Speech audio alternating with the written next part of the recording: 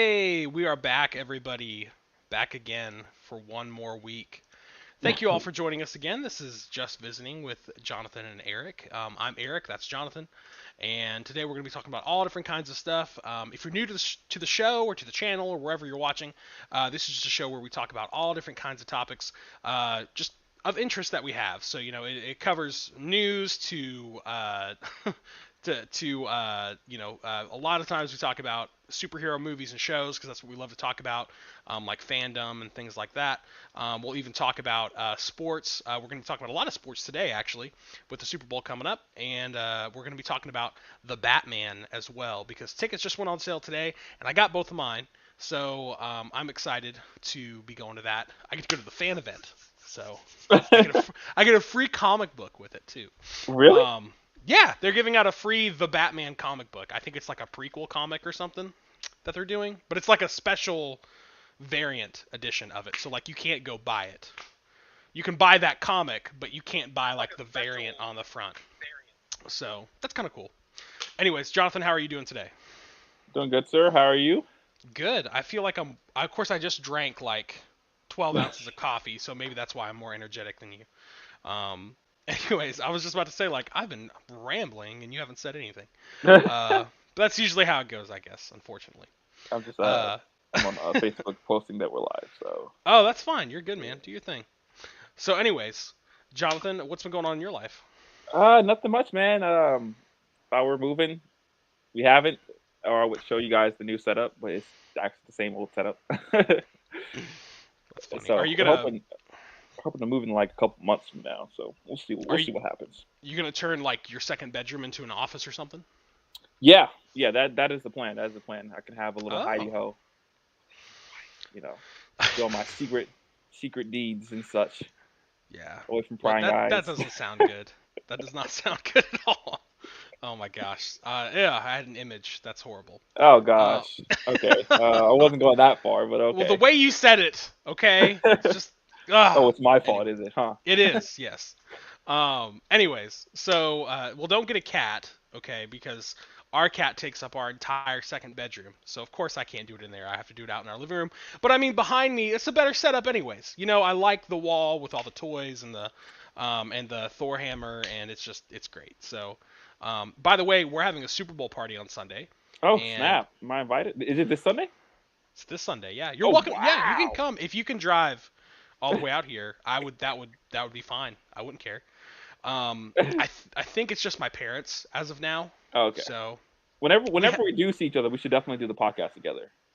oh We should yeah, that definitely would do be that. so Yeah, dope. That yeah, would be so dope. I yeah. don't know how I'd have to bring my everything, but it's not like I have a very big setup. So Yeah, I mean, all we would need is just like you got a tripod for your little for your desk camera, right? yeah, Yeah, we can so set it up on a tripod somewhere and then sit it back from it, and that'd be a lot that more would be fun that way. fun. I would I can totally. like hit you in the face and stuff like that.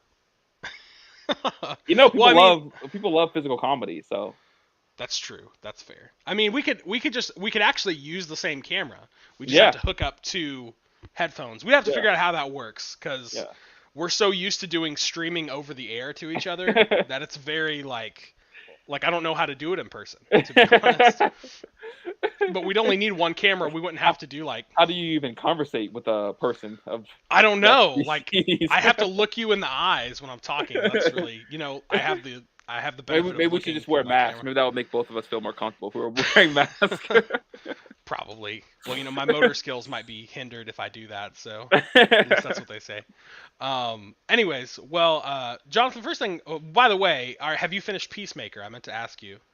No, I don't even know. I didn't know it was done, but I Oh, I started don't. watching episode 5 yesterday, last night. I think. Okay. Let me Yeah. see when the last episode comes out. I'm not caught up at all. I'm still in the same spot, but I want to see when it's finished because um, let me see.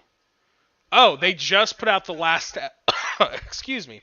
No, they didn't put out the last episode. The last episodes are 7 and 8. Okay. So that's how many. So 8 episodes is what they'll have. So when the eighth episode comes up, I'll be caught up because I do want to talk about the show and see if you guys have been watching or haven't been watching. We've been talking about Peacemaker a little bit. I didn't really like the first couple episodes. Jonathan did like him a lot. And have you been enjoying the show since then? Yeah, I mean, like I said, I only was on episode, I'm on episode 5, so it's Hmm. still very interesting. Has it gone downhill at all? What do you No, think? no, no, no. I think the comedy is still pretty good. I think the Hmm. acting is still okay. It's passable. I think. Really, I feel like you liked it a lot more last time we talked about it. Well, I mean, I like John. Obviously, I like John Cena. I think he's Hmm. my favorite. Murray is okay. He's grown on me. Hmm. The guy who plays Chase Adrian, is that his name? I don't know. What's the villain's name? Vigilante. Whoever plays Vigilante, I like him. I like him. He does a pretty solid job. Um, yeah, the script is it's okay. It's okay. Hmm. I mean, I think I can tell. One thing I can tell is that James Gunn is definitely used to doing movies. I don't think he's done a TV show before. So I think he's learning. I think That's he's funny. figuring out what a TV show is like and how it's different. How it's different. Yeah, Yeah, yeah. the acting. I've heard a couple people say that they think that his style maybe doesn't match TV as much as it does movies, because Yeah, I think the we say this all the time, but I think people go into shows.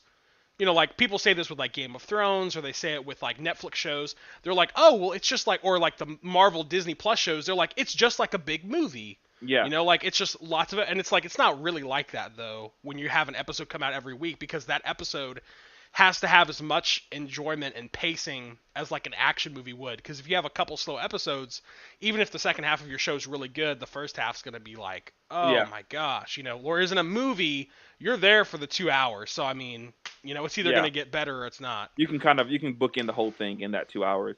Yeah.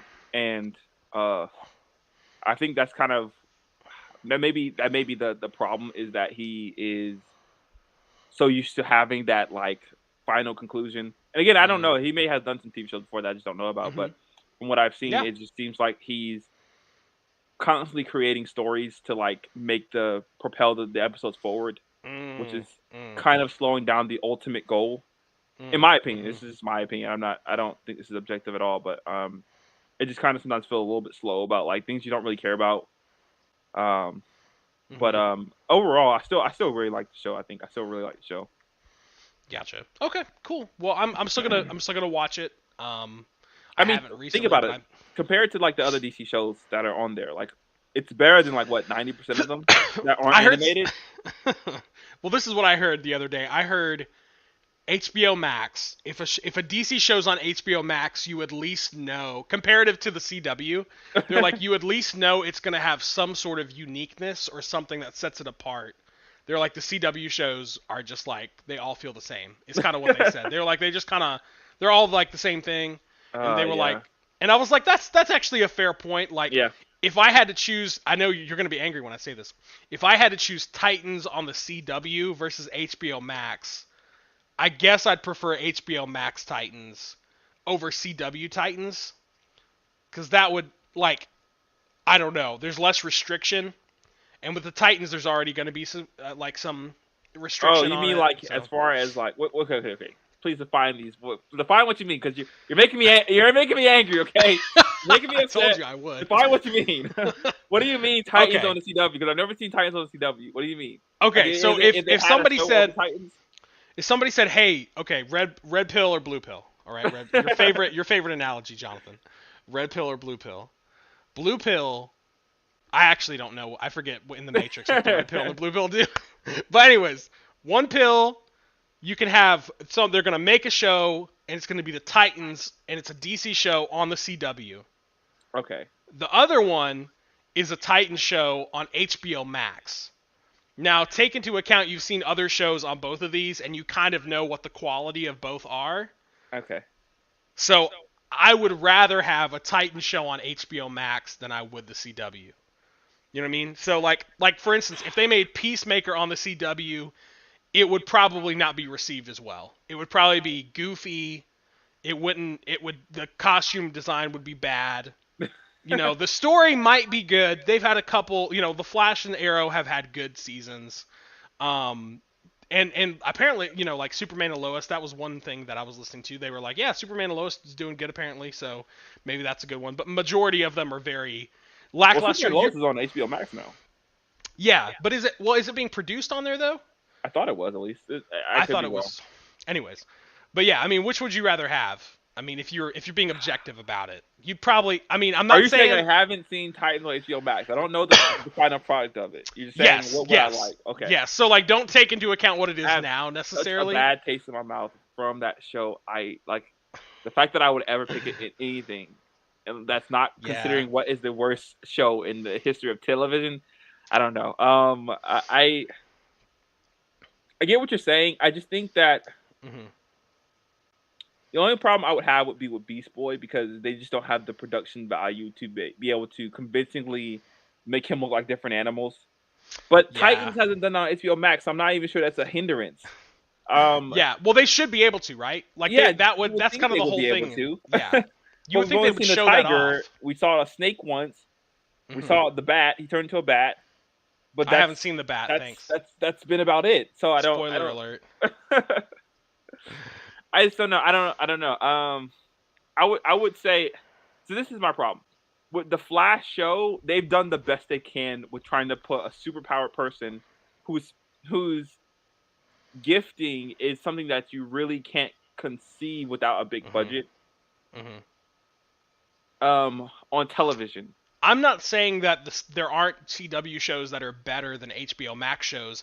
I'm just saying The budget. I You're saying I the budget. agree with the fact that the budget is better, and generally there's a more unique, creative take. Like the Okay. CW shows, they're Mm. made to feel the same. You're You know what I twisting mean? my Like arm here. You're twisting my arm here. But yeah, okay, maybe I will agree with you. Maybe I will agree with you.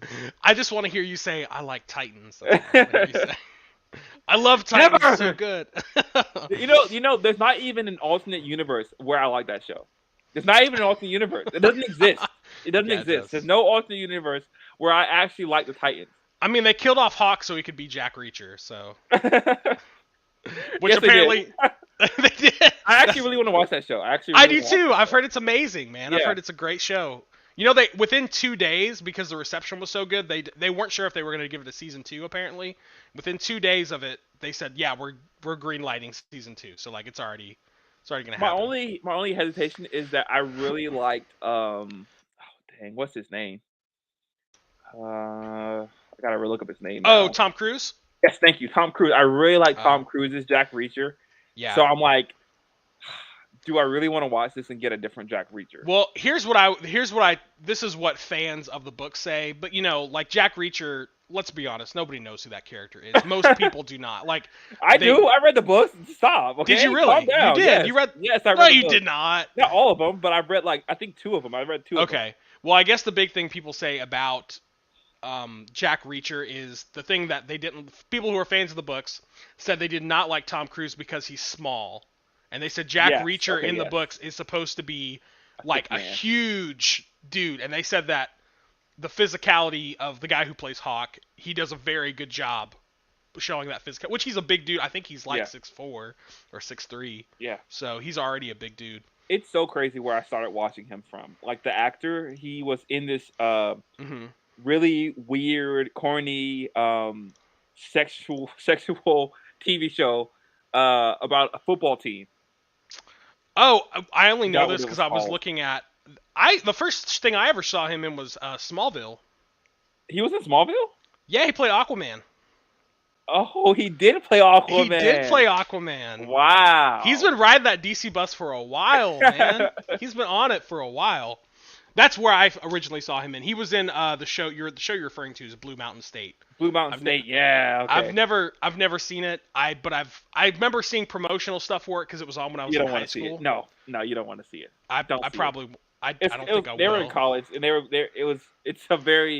It's like I don't know. It's like American Pie, but a TV show version of it. So and it's constant. Like every episode, there's some sort of sex thing going on. All the jokes are about sex. Um, yeah.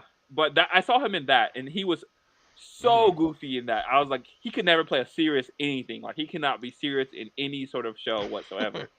And I saw him in Titans, and I was like, oh wow, that's a very different take on a character. Mhm. I would never would have guessed.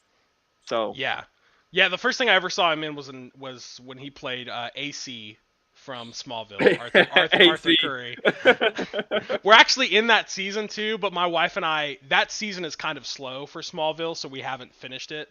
But yeah, it's great. By the way, shout out to Caden Love. Thank you for the comment. See, this is what we do, people. When you tune in, we like to point out your comments. But I kind of Books are not as great as movies.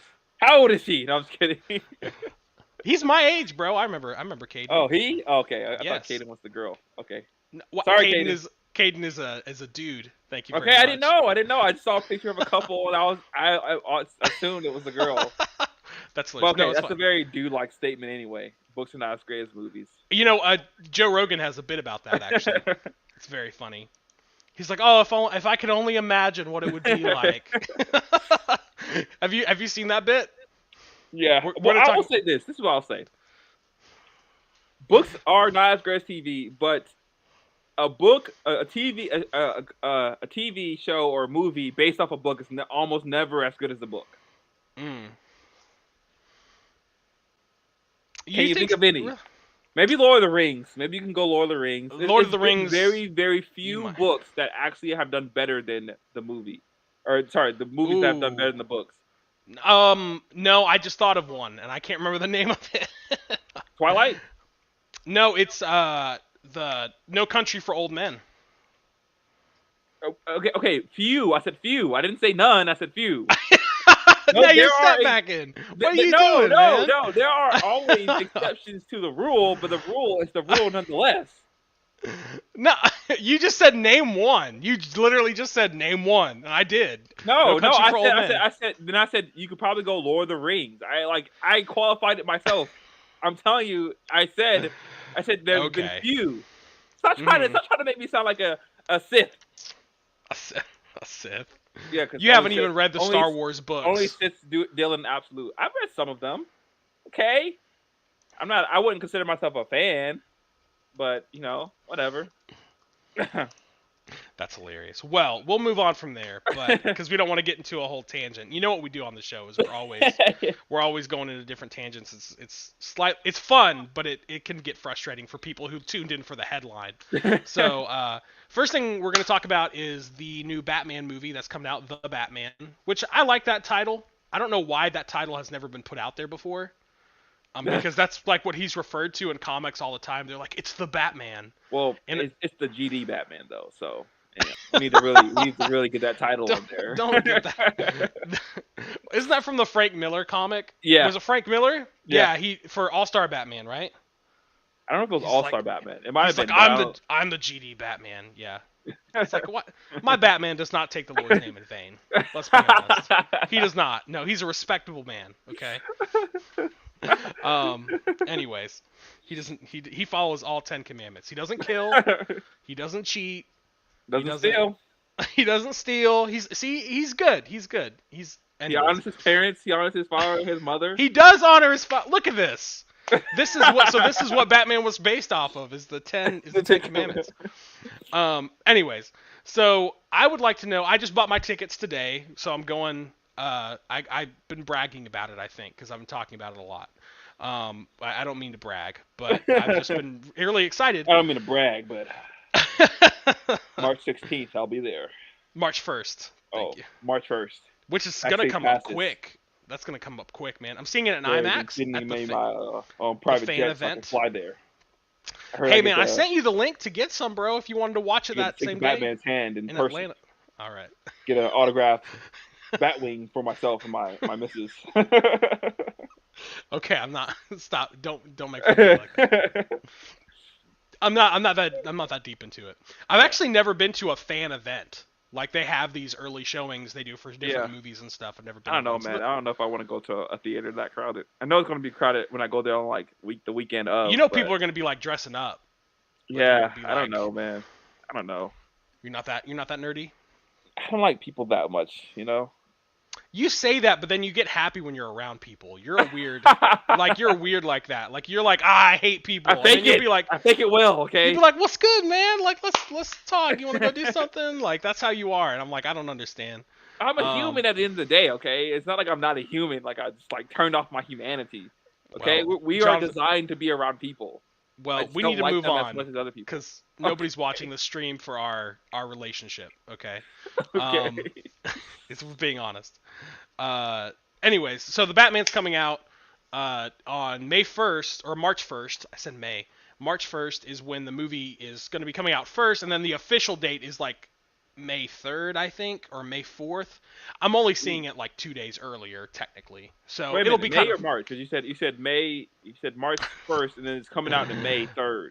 I'm getting my days mixed up because we talked Okay. about we talked about yesterday how I think Doctor Strange is coming out in May, so I'm just Yeah. getting confused. Okay. March. It is coming out Okay. in March. I was about March to say if it's that 3rd. big of a gap, then I'll definitely go see it early because I Yeah, don't want to wait till May.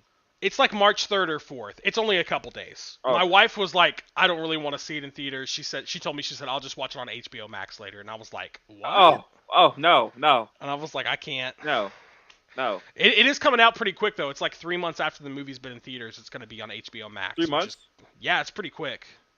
No, But these movies aren't made for TVs. Like yeah, as much they're as not. much as we've done to advance technology and TVs, Hmm. it's still not nothing compared. It's nothing compared to like an IMAX theater. Yeah, I mean, just go watch Spider-Man. Yeah. You know what I mean? Go watch Spider-Man, which I'm going to be buying that Blu-ray like as soon as it comes out. Oh yeah. Oh yeah. Um, anyways, so I want to know, Jonathan, what's your expectations for the movie? Because I was talking to Jonathan before this, everyone, and I was like, we haven't actually talked about the movie that much. We did a trailer reaction, which actually did decent, for a new channel that doesn't have very many followers. And what By the do you way, think? Yeah. time to plug it. So- Make sure you follow us, subscribe, oh, like sorry. this, Should like I and throw that comment. up there? Yeah. My You bad. said you Who's said, that you said the ticker? buzzword. You said the buzzword. I had to Like, get it in comment, and there. subscribe on YouTube, Facebook. We need Tw- it. We're on Twitter and Instagram and Twitch as well. So it's at just visiting WJE pretty much everywhere. I think Instagram's the only place it's not that, but you can find us. We have Yeah. the same picture of Jonathan and myself. So anyways, what do you think? Yeah, what do you think of Robert being Batman for one? Robert Pattinson. Shout out to Caden again for following. But what do you think of that? And what do you think of the story overall? Are you kind of sick of Batman, or are you actually excited about it? Like I know I can understand some Batman exhaustion too, because ever since Christopher Nolan, it's been like legit like Batman, Batman. But I love Batman. I don't really get tired of it Yeah. personally. Yeah. But what do you think? Um, I will. I am excited for the noir style aspects. So that's probably the You main hate thing I'm that word excited though. for. Huh? You hate that word though. I hate it. I hate its misuse. I Hmm. hate and this has been a product of success is that people tend to just go, oh well, it worked once, now it's gonna work every time. Let's just make everything noir and everything Hmm. black and everything darker and everything Yeah. more I don't know, but I'm just interested for the detective aspect because we haven't seen Hmm. a more detective style Batman. We got a little bit of that in Christopher Nolan's Batman. Hmm. We got almost none of that in Josh Whedon's Batman or Zack Snyder's Batman. I guess Justice League. Justice League. Uh, ah, um, That was so funny. uh, so Yeah. I'm very interested to see a film that's saying, hey, we're gonna focus really in on this aspect of Batman, and I Hmm. think that's what a lot of people have failed to realize is that's part of what makes Batman great is that he's the world's greatest detective. Like that's not like Hmm. a nickname that's lightly thrown around. It's because Hmm. he's just really really good at discovering where the crime's happening, how Hmm. to strategize and get around it or whatever. So Yeah. I'm really interested in that aspect of the movie. Yeah. How I feel about Robert being the new Batman. You can tell me your thoughts too after I say what I think. I've already talked about that, man. You corrected me though, so I'll reserve my opinions for when I see the movie. Oh, But, I don't even remember. well, I was saying that I've only seen him in Twilight, and you're like, well, that's your fault because you should have seen him in other stuff, and he's been good in other stuff. And I was like, yeah, that's fair. That's fair. Oh, that's true. That's true. Yeah, I mean, there was a couple. I've only seen a couple scenes. If you've ever watched a scene from The Lighthouse, which is like this kind of black and white indie movie that he did like just a couple years ago. He did it with William Dafoe, the Green Goblin, and it's him and it's him and Robert Pattinson, and they're like shipwrecked on an island, and they kind of slowly go crazy. It's supposed to be, I think they call it a horror movie, but it's not really. It's more suspense. Yeah. But I saw like one or two scenes from that, and I was like, oh, this guy like can act apparently. I think he was in. He's also in Tenet, which I have not seen, and I've heard mixed things about that, but I don't know about his performance. I haven't seen him in much, but I'm willing to give him a shot because I've heard from so many people that he does a great job, so that's fair. So I've heard that his take on the character is going to be more. He's really wanting to focus on. He's really wanting to focus on the duality of Batman, is what I've heard, and he's also really wanting to focus on. He says specifically that the thing that drew him to the role was how tortured he is. So how tortured he is by his parents dying, which we already heard. If this is spoilers for anybody, I'm sorry, just letting you know. But we've already heard from the directors that this is not going to have a. It's not going to show his origin, so it's not going to show his parents getting killed again. Ugh. They're probably going to talk about it. I know you're like a big like just put it in there. I'm fine either way. I don't really care. You can never learn the lesson enough. People, whoever says that we don't need to see it again. You can never learn this lesson enough. Okay. Sorry, go ahead. Get off your high horse, sir. It's fine. Okay. People die, and we know that about Batman. We don't need to see two no-name actors get shot again. It's always that is true. It's always never in the rest of the movie. Except for in Batman versus Superman. I knew who the guy is. The guy who's from The Walking Dead, which I haven't watched The Walking Dead, but it's I forgot his name. It's the guy who plays Thomas Wayne. It's the guy who plays the bat. It's got the bat with the nails in it from The Walking Dead. Oh, really? Wow. I don't be connecting these dots. Jeffrey Dean Morgan. Boom, got it. How do I know his name, but I don't know? I don't know. I've never watched anything he's in. Anyways, Derpy Gaming, thank you for commenting. He is new here. We appreciate you watching, and if you want to join the conversation, Laboratory? I think it is. Classic. Yeah, that's awesome. With the Vader I sword. love it. That's great. Thank you for joining. Let us know what you think below, and thank you for showing up today. So, anyways, Robert Pattinson, he's kind of been saying that he's taking that approach. He finds that really interesting about the character is how tortured and effed up, screwed up his life is because of his parents dying in front of him. And that's kind of a he's taking that more seriously, so he could either do it really over the top and it not be good. That's kind of what I'm worried about. Because there's that one scene that I've heard people talk about in the trailer where he like hits the glass to the Riddler, and he's trying to be really aggressive, and he's like, "Arr!" And then it's kind of like a lot of people said it fell flat for them. So I'm like, well, that's just one scene out of context. Yeah. So we don't even know like what's happening. It may not even be in the movie. It might not be in the movie. Yeah, it might not be in the movie. They might be like, oh, that wasn't great. Last minute, we'll switch it out. Yeah. And I've also gotten my tickets. Derpy Gaming, he commented below on the YouTube credits or on the YouTube comments. He's secured his tickets. I did as well. So, hope to see you there. I mean, not really, but what I mean. We'll be watching. If you see us in public, don't come up to us. that'd be yeah. I'd be like, oh hi. Like, remember me? I'm Derpy Gaming. I love that name, by the way.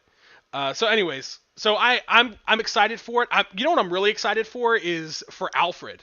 Man, I'm really excited for what's his name to play Alfred. You know who I'm talking about, right? The British actor. No. No, I don't know who plays Alfred. Who plays Alfred? It's the guy who plays Gollum in Lord of the Rings. The guy who played Claw in Ulysses Claw in Black Panther. Andy Serkis, thank you. Andy Serkis. Andy Serkis is playing him. Come on, man. Really? What? Yeah. Oh, okay. He's British. You guys have some strange castings. What are you talking about? What are you talking about, man? He's a short guy. Like whenever I think of the Butler. Wow, I forgot his name. Alfred? Whenever I think of Alfred, Oh my gosh, man. whenever I think of You're losing Alfred, it today. I Hmm. mean, he was in the military, so I always assume he's a buff. He's a pretty toned guy. Maybe he doesn't stay as toned because he's a butler Hmm. now, but he's still pretty toned. He's a relatively tall gentleman. I don't imagine the DC's version of him, of the Hmm. in Batman versus Superman. I don't think that's a good version of Alfred. I don't think he's slender like he is in the animated versions either. But I always imagine like Gotham. Gotham did I thought the Gotham did best a great portrayal Batman, or of a great Alfred. Like he's Alfred. this Yeah. tone, like crafty, Hmm. nice, but also still British, very British butler. Hmm. I don't know. That was I mean I remember when we watched that show because we were in college. We were watching that show like together pretty Yeah, much a lot of times, and I always thought that he did probably one of the best Alfred yeah, because that's how you just picture him, right? And you see him in the yeah, comics, and that's yeah. how you think he is. He's a father figure Yeah, to I this mean, to yeah, this. definitely, definitely in comics they make him. Well, obviously he's a lot older in the comics than we've probably seen him in the media so far. Mhm. But he always like he's. I don't know. I just feel like he's always looked too weak to me, even in the Yeah. comics, because I just like I don't Mm. imagine this guy Well, has been in the military service. I've seen some iterations of him where he like will slap Bruce in the face and stuff. So I mean, I've seen some stuff where I'm like, that's more of like, if he thinks Bruce is being stupid, he's gonna tell him like you're an idiot, and I kind of find that more refreshing. But I think that I think showing that military side, like you're talking about, is a lot more interesting. It adds Yeah. a lot of depth to his character. That's why I like Pennyworth, the show. But that's fine. If you don't want Another to watch that. plug. Another Are plug we for gonna have a Pennyworth. week where you're not gonna plug the show? No, you're gonna watch the Okay. show. I've I already haven't. started watching The Mandalorian. What more do you want from me? Are you on season 2 yet? I am on season 2. What do you think? Oh, season 1 was great. I loved it. I love season 1. Season 1 was cool. So you don't like season 2 then? I didn't say that. I just haven't started it yet. Oh, I thought you said you had started it. My bad. I mean, I think I finished like one episode of season 2. Oh yeah, it's not enough. But Season anyway, 2, unfortunately, was very similar to season 1 as far as how it starts. It starts off kind of slow, and then it gets into it. yeah, Anyways, Pennyworth is great. I have not finished the first season either. I've only watched like 5 episodes, and I was like, this is great because I lost access to it, but then they just put it on HBO Max like this week, so I'm gonna be watching it. Um, anyways, Derpy Gaming, I'm calling out him a lot, but he's got the facts. He's saying that they apparently are supposed to be exploring the military side of Alfred a little bit more, and to read the prequel book, which I think the prequel book is what you get if you go to the fan thing, but you can also buy it separately, which will be interesting. So, but anyways, I think what is this movie? I need to ask you this, Jonathan, because we always talk about how we both think DC has better characters than Marvel. And I'm not. I wouldn't say I'm really like a Marvel stan. I probably like Marvel more than you do oh as for far as sure. characters, more than characters go. But we both enjoy the movies and we both like them. But we both agree that like DC has more interesting characters, in my opinion. And obviously Deadpool is really crazy. That's an awesome character. Spider-Man is awesome as well. So I mean, there's obviously characters that DC doesn't have, that Marvel has that are better. Wolverine. There's certain characters that are better in Marvel, but I think that we kind of like that idea of a human attaining godlike power and how they're going to use that. That to me is more interesting to see them use it for good rather than evil. So to me, that's kind of a more interesting story, which a lot of the DC superheroes deal with. But DC's been really messing everything up lately. So what would this movie need to do for DC to get back into your graces? Like, does it just need to be? Because I was thinking about this yesterday. I was like, does it just need to be like a good, like just a solid Batman movie? Like, man, that was a good movie. Like, is that all it needs, or does it have to be like? Because some people are like, this is gonna be the best Batman movie ever, and I'm like, I don't know Calm if I down. No. I don't know if it's gonna be that. Like that's there's because of Nolan and a few other movies. Um, it's going to be hard to beat The Dark Knight. The Dark Knight's Yeah. always the one that people put up there. So, what do you think it needs to kind of get to the top? I don't know. I wouldn't say like. I would just like to have one movie where Mm-hmm. we don't hear about the executives at HBO, worming their way into the movies. You mean Warner I, Brothers? yeah, I just Hmm. I just want I just want this movie to be the director's guidance and vision and whatever he Hmm. thought was what he wanted to portray. And Hmm. it's what it feels like this movie is going to be because it's not connected to the DC universe at all. It has no Yeah. connection At to any of least the as of previous right movies. now. As of right now, yeah. Oh man, we're gonna we're gonna do one of those multiverse clashes things, and then we're gonna bring the movie in. I mean, they might, like I could see that happening, but to be honest, it has a very different tone than the rest of the, Yeah. and from what I've heard, as far as we know right now, they gave the director, which I don't, Matt Reeves, he's got a 3 movie deal. It's a trilogy that he's signed, and he supposedly has full creative control for the most part. Wow. Including the Gotham show that we've talked about last week. If you want to hear Jonathan's rant, Gotham PD. go last week. Yeah, Gotham PD, and you can hear that. But it's on YouTube. But anyways, so apparently he's got a pretty good control. I will say this: I like the takes that he's doing on the villains so far. I would like to see more obscure villains come into because I just feel like there's more that he could work with. Like I'd like to see I'd really like to see Scarface or the ventriloquist. Yes. I Yes. would Yeah. that would be really in a creepier, darker tone. That could be really interesting to play with. Because it's very over the top. If people out there don't know who the ventriloquist was or is, it's a Batman villain who he has a mental issue to where like he has multiple personality syndrome, like a lot of villains do.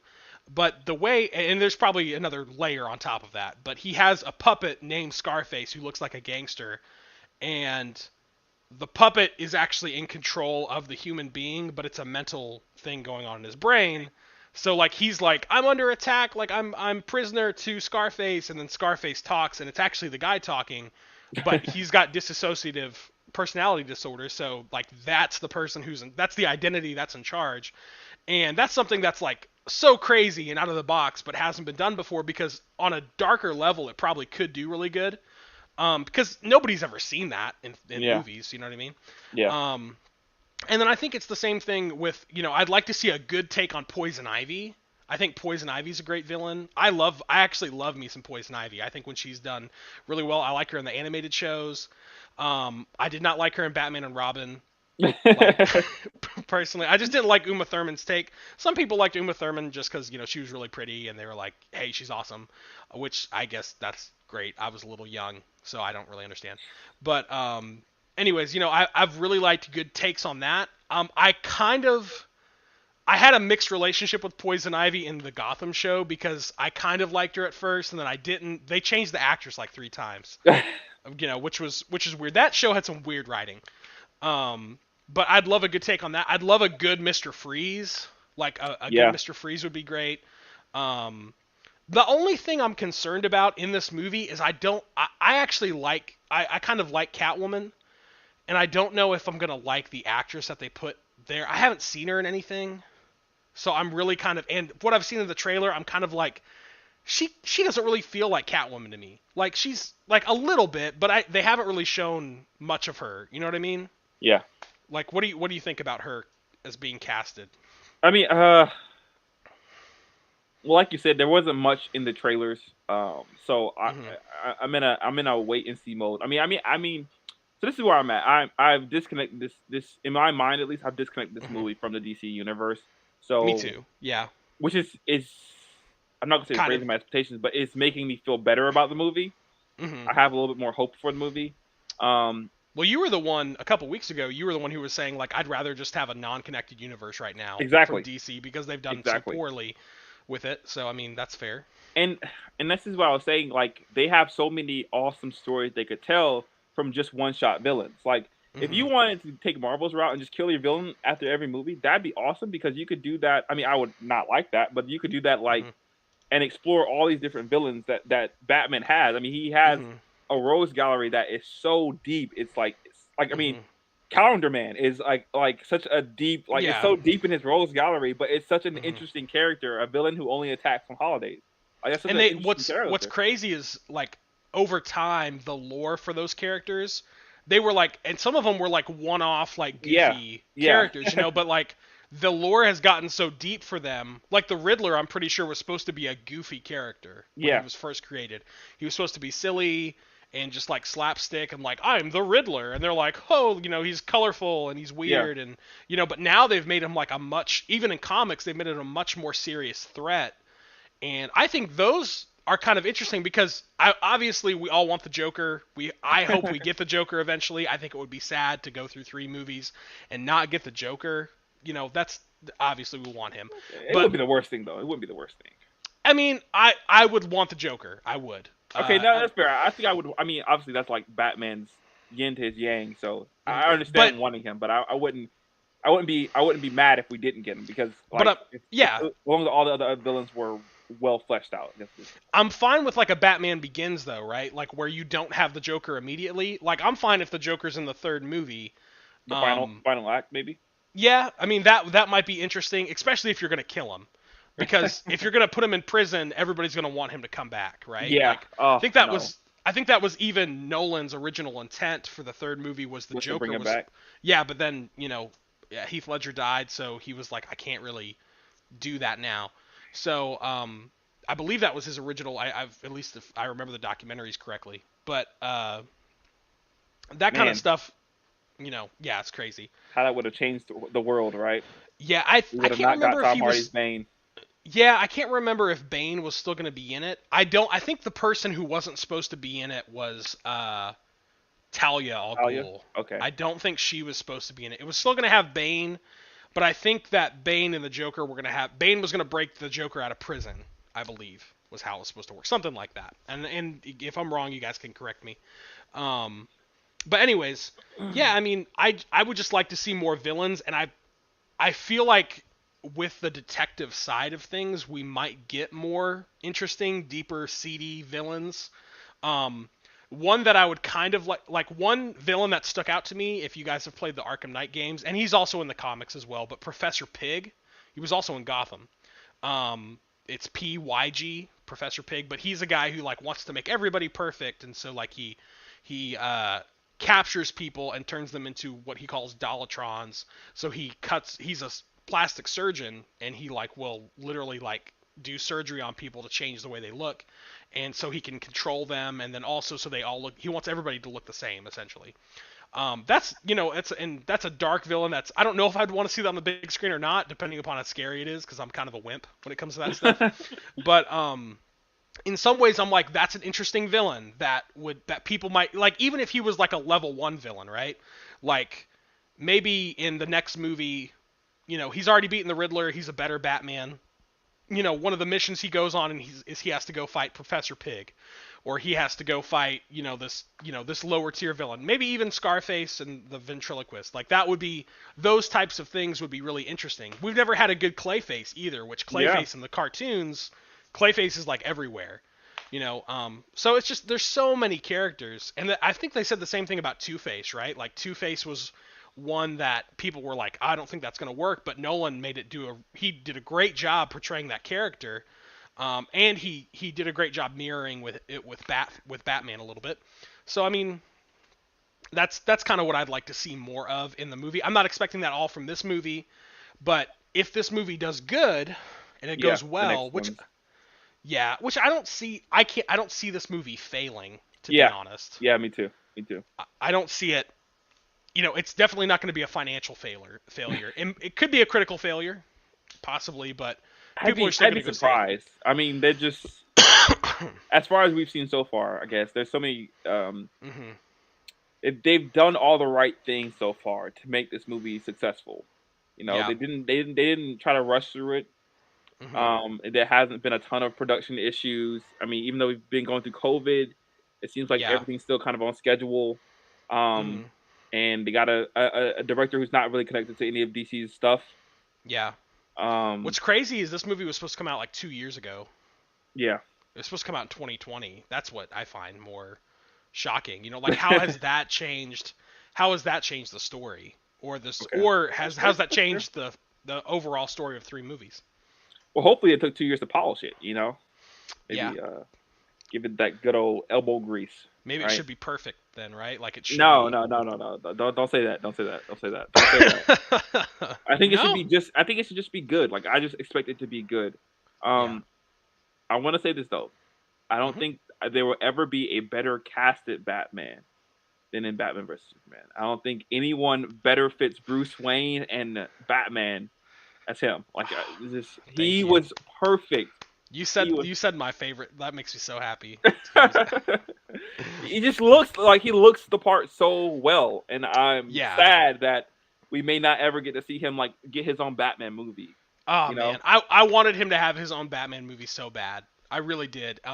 Especially because I mean, the two scenes that are, in my opinion, the most Batman in those movies are obviously the fight scene, which is the best fight scene in my opinion. I agree with. I mean, other people say it's not true, but I think it's the best fight scene, Batman fight scene we've ever had. And then the workout scene. I mean, he's just so like physical and huge, and I was just like, that's a man I would be scared to meet in an alley. Like I would be so terrified. Can you imagine? Like Yeah, this dude's just like, yeah. like, And the oh costume my was done gosh. perfectly because you could see Mm, all the work he's been doing on his muscles and everything like that. yeah, yeah, they did a good Man, job. Even if I'm pretty sure they CGI'd some of it, yeah, but like it looked really natural, right? It yeah. did not look fake at all. Um, yeah, man, I hate that. I mean, apparently he's gonna have a big part in the Flash. They're saying.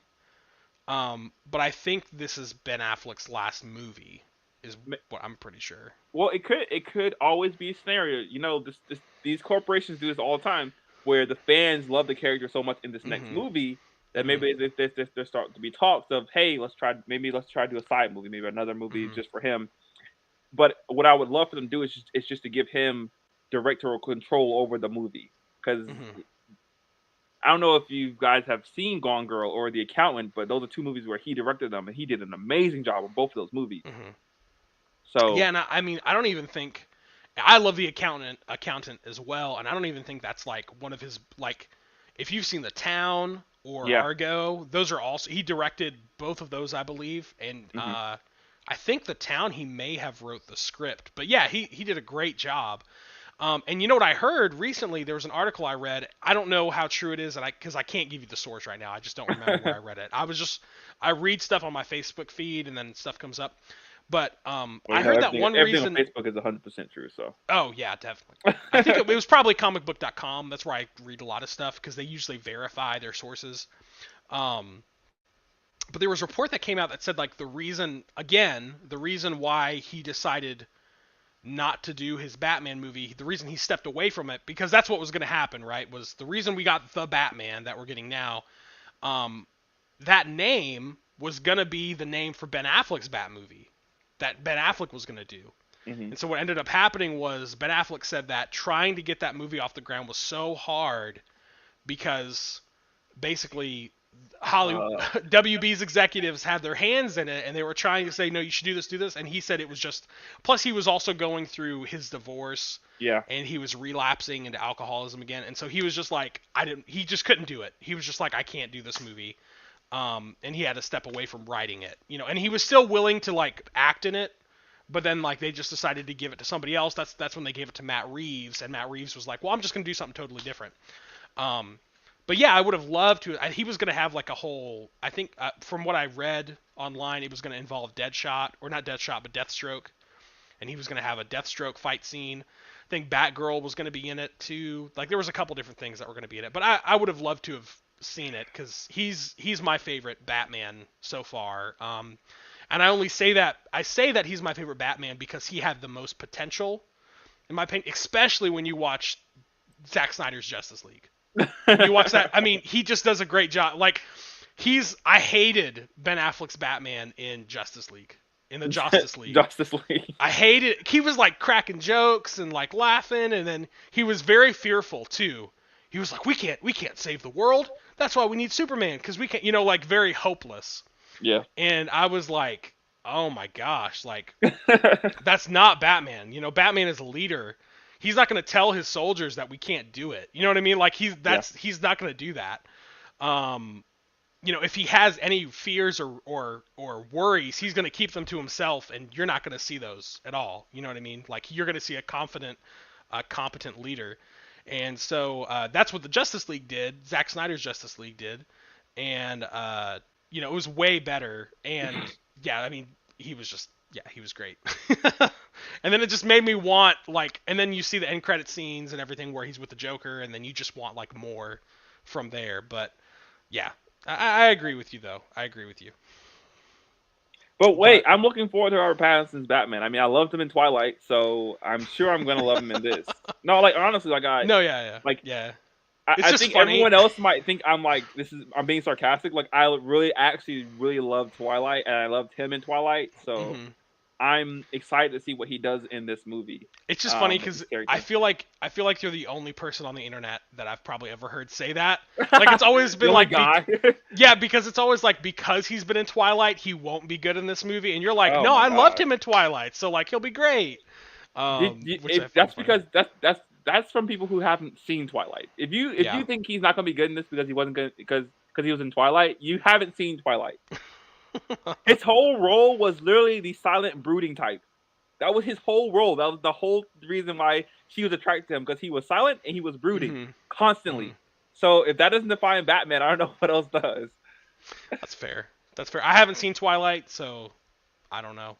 It's a My good wife movie. actually has not seen them either. So Wow. I know, and she's like a big like young adult fiction person. She loves reading those kind Well, I of mean, books. I will So say this: vampires aren't for everybody. So yeah, that whole vampire, it was vampires, werewolves, and zombies around that time, and people either got on that bus or didn't get on it. So yeah, you know. yeah. Anyways, well we'll move on, but that's kind of our expectations. I think to sum it up, I'm So looking. do you think this is going to be a good movie, or do you think this is going to be a flop?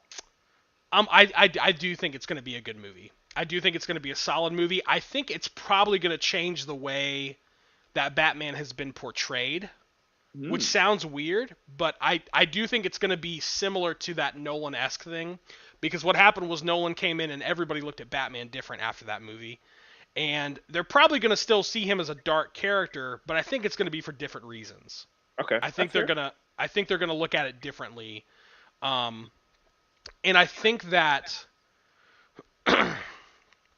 where the Nolan movies tried to focus, they kind of tried to focus a little bit on Bruce Wayne's. I don't know what would you say, prowess maybe, like they didn't. I wouldn't say that they did a great job of showing off how smart he was, but I guess what I'm trying to say is we'll kind of like what you said. We'll probably see more of his sleuthing and why he's good for this position.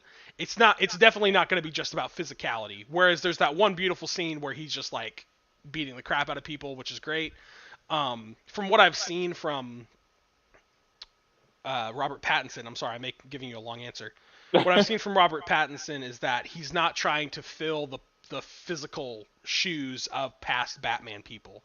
So he seems like he's strong and muscular, but he doesn't seem like a beefcake, like this dude who's just like been in the gym. He doesn't look like Ben Affleck, where Ben Affleck was just like put on so much weight and was freaking huge. Um, he doesn't look like he's going for that.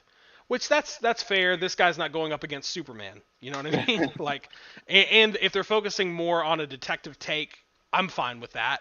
As long as you still give me that physical side, because I don't want to lose everything. I want a complete, whole picture. Yeah. Um, my only concern is I'm a little scared they might go over the top with it, and that's what I mean, where he focuses way too much on the tortured soul, and because nobody likes, that's kind of that gets really close to parody because everybody makes fun of Batman because he's like, my parents died, no, Martha. You know what I mean? Like that gets close to parody. So like if you can make it real pain, if you can make it like a realistic thing, I mean, if you think about that, watching your parents be gunned down in front of you, that would be a very traumatic thing. Which is So why if the you origin is so important. Go ahead. so Continue. so if he plays on the trauma without parodying it, which is a fine line in some cases, I think he'll do great. But Yeah, that's my only concern with the movie.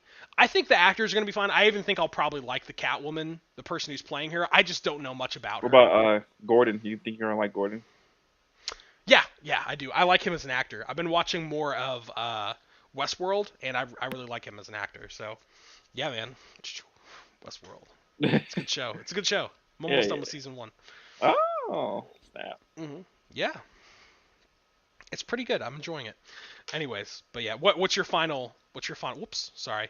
What's your final take on it before we move on? Oh, I think it's gonna be a good movie. I think it's gonna be a good movie. I'm excited to go see a DC movie for the first time in a In a while, while. and I hope I'm praying beyond prayer that they don't let me down. Like I Yeah, don't want to lose this feeling. I would love to be like.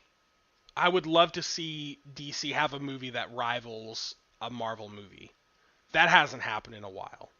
You know, like where you were like, this was objectively just as good as Spider-Man No Way Home, or this was objectively like just which I don't know if it'll do that because Spider-Man No Way Home is like crazy good, but I mean I saw it 3 times, 2 or 3 times I think. It was great. Um, but yeah, if they can, I would love to see a DC movie that rivals some of the other Oh, movies. so you're saying, but not just Marvel movies. You're saying top five Marvel movies. You want to see a DC movie that gets that Sure, yeah, that would be awesome. I mean, just rivals what's coming out is what high? I'm Okay, trying to say.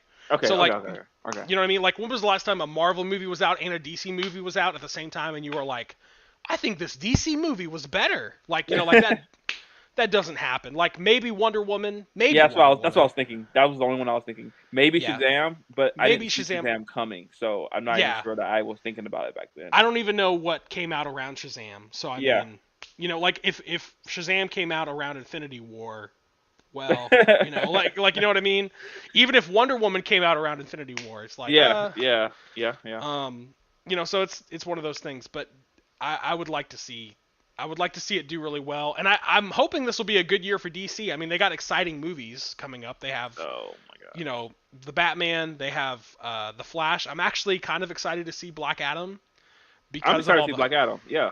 Okay. I perk up. Okay, I'll perk up for calm Black down, Adam. Give me the calm Rock down, in anything. calm down. I need you to calm down just a little bit. You know what? Okay.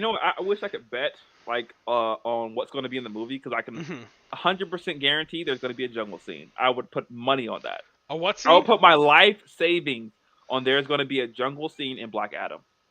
Why do I you would say put that? my life I mean, savings there probably will be, but why are you so like concerned about it? because it's The Rock.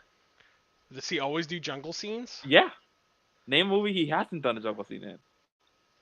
Maybe like the Tooth Fast Fairy, and I the think. Furious. No, there's a Fast jungle scene in Fast and the Furious. in the Which one that he one? does. I don't Yeah, know. I the haven't Hobbs and seen Shaw him. one is there's a huge jungle scene in the Hobbs and Shaw Oh, I don't. I haven't. and in I haven't watched it. let me list the movies while you take us to the next topic.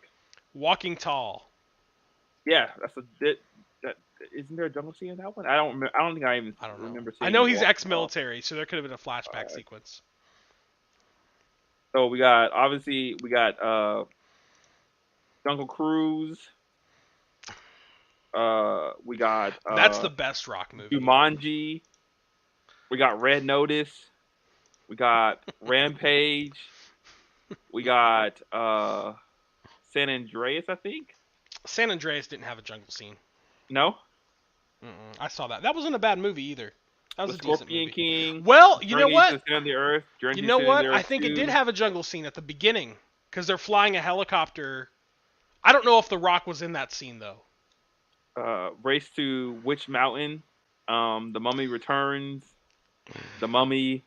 Oh, that's the best. Sorry, That you know Scorpion what? King. That The Scorpion King and The Mummy Returns. Those are the best rock movies I've ever seen. Hercules. Was there a jungle Uh, scene in Hercules? I want to say yes for sure. I'm like 90% sure there was. Okay. Anyways, we're hitting an hour, so we got to move on for the people. He just likes jungle scenes. Is my point. He No, likes that's jungle that's scenes. I've never noticed that. That's very odd that he does, but Ton of them.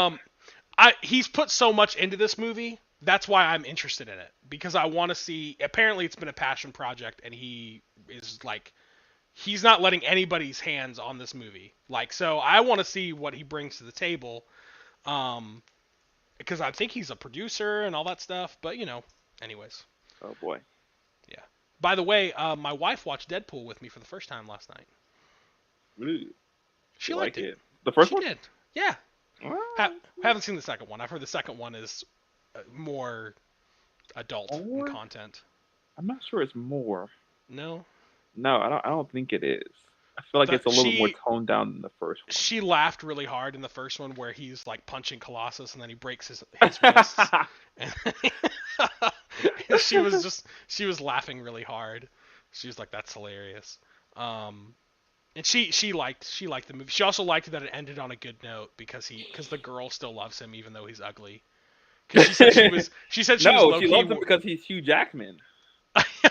She said she was low key worried about him. She was like, I was afraid she was gonna leave him because she was like, that's what they do in like superhero movies, And I was like, it's like no, she stays with him. I was like, I thought that was pretty cool too.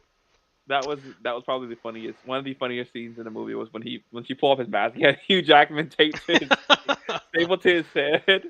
Oh man, I lost it. That was hilarious. He was like, this is the other mask for in case that one comes off. His wit is very Ryan Reynolds' wit is just so Another funny in that perfectly movie. casted person. Another perfectly casted person. Yeah. I personally liked him better in X-Men Origins Wolverine, but that's fine. She laughed at the part too where he's like if you keep the Ajax is like if you keep smarting off to me I'm gonna sew that mouth shut, and then he was like nope, don't do that.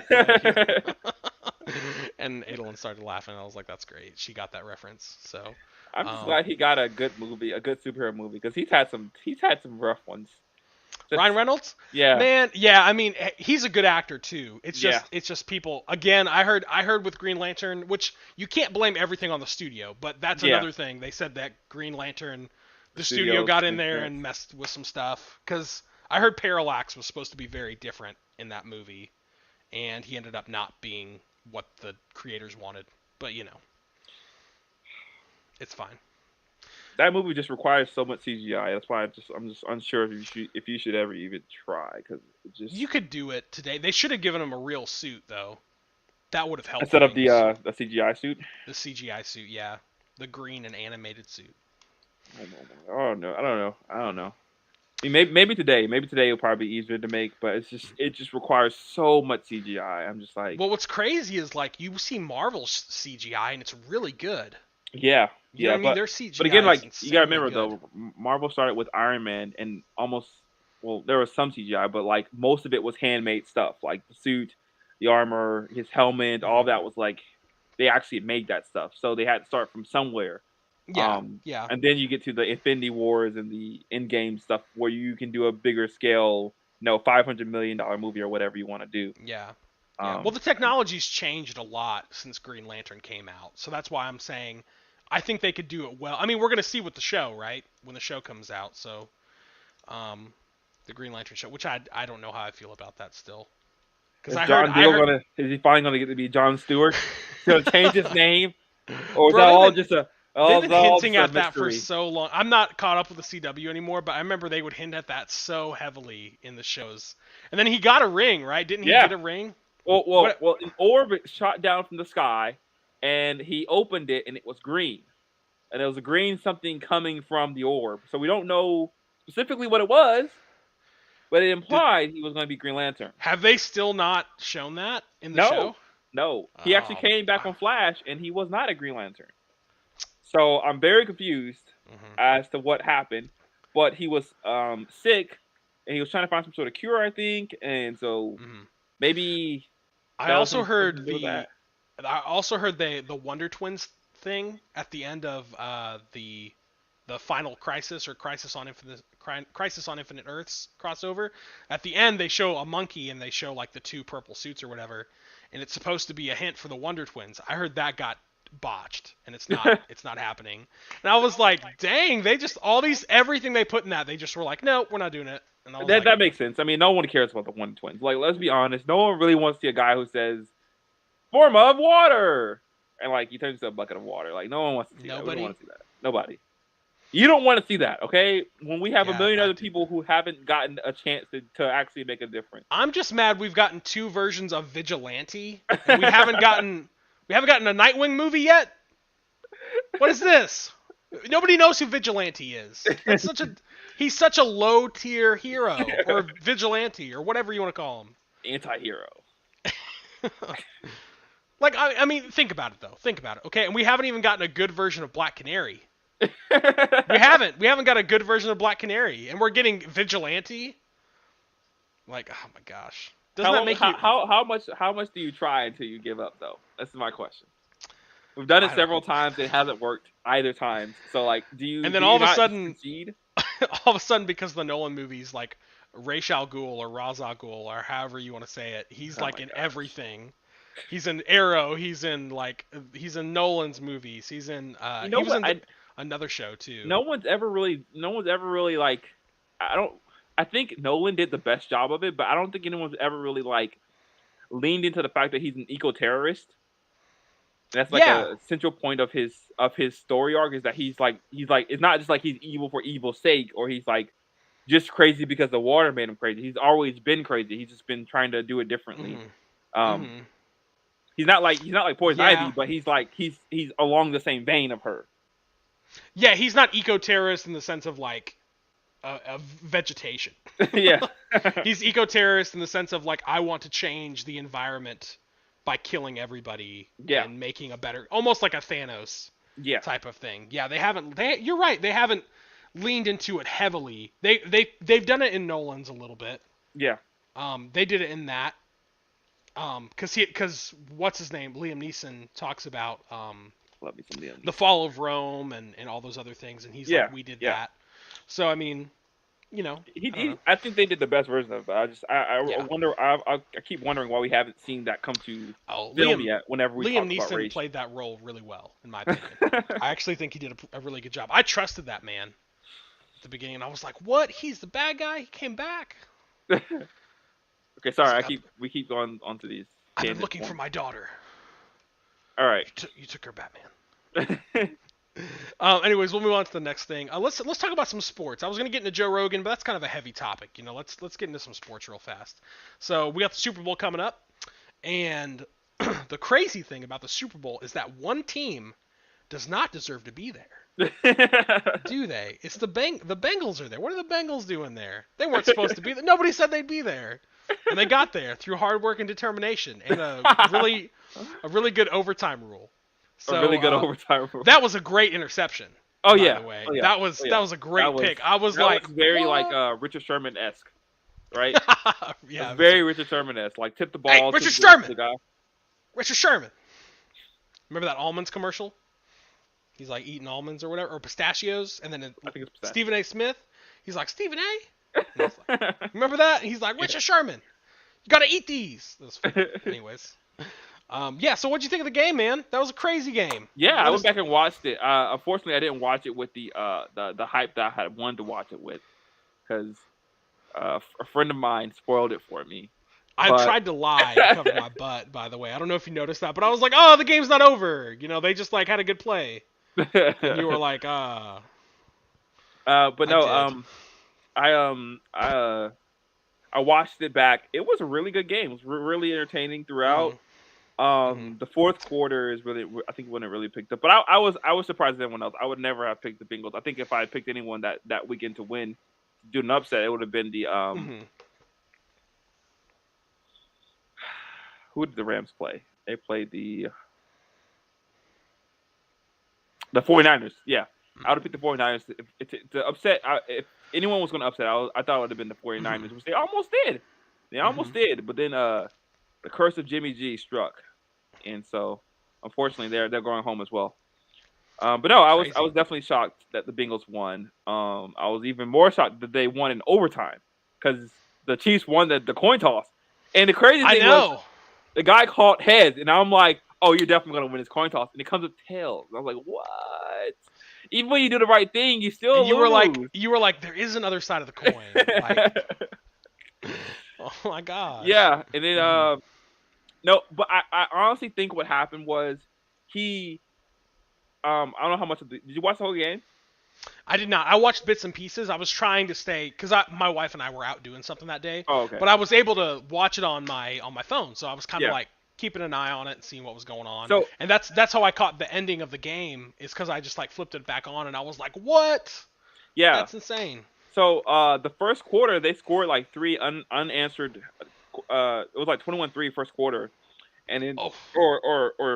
first and second quarter, first half I think, and then Mhm.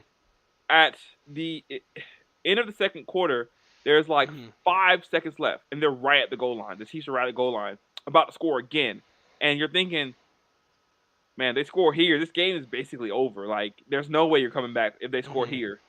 Um, and so 5 seconds left, and apparently Patrick Mahomes convinced their head coach Andy Reid to let him run another play, see if he can get like one more off before the clock run out. And so you're if you're really thinking about it, you're thinking, okay, you hike the ball, you throw it, you just throw it as high as you can to Kelsey and see if he can just go up there and grab it, or maybe Mhm. like that the pick play we used to run in intramurals where you would kind of just sit on the goal line, turn around real quick, box out, and we would just Yeah. throw it to your gut, like Yeah. Yeah. something like that, real quick. Mhm. But he snaps it, dances, throws it to Tyreek, who's behind the line of scrimmage, and then Tyreek gets tackled inbounds, Mhm.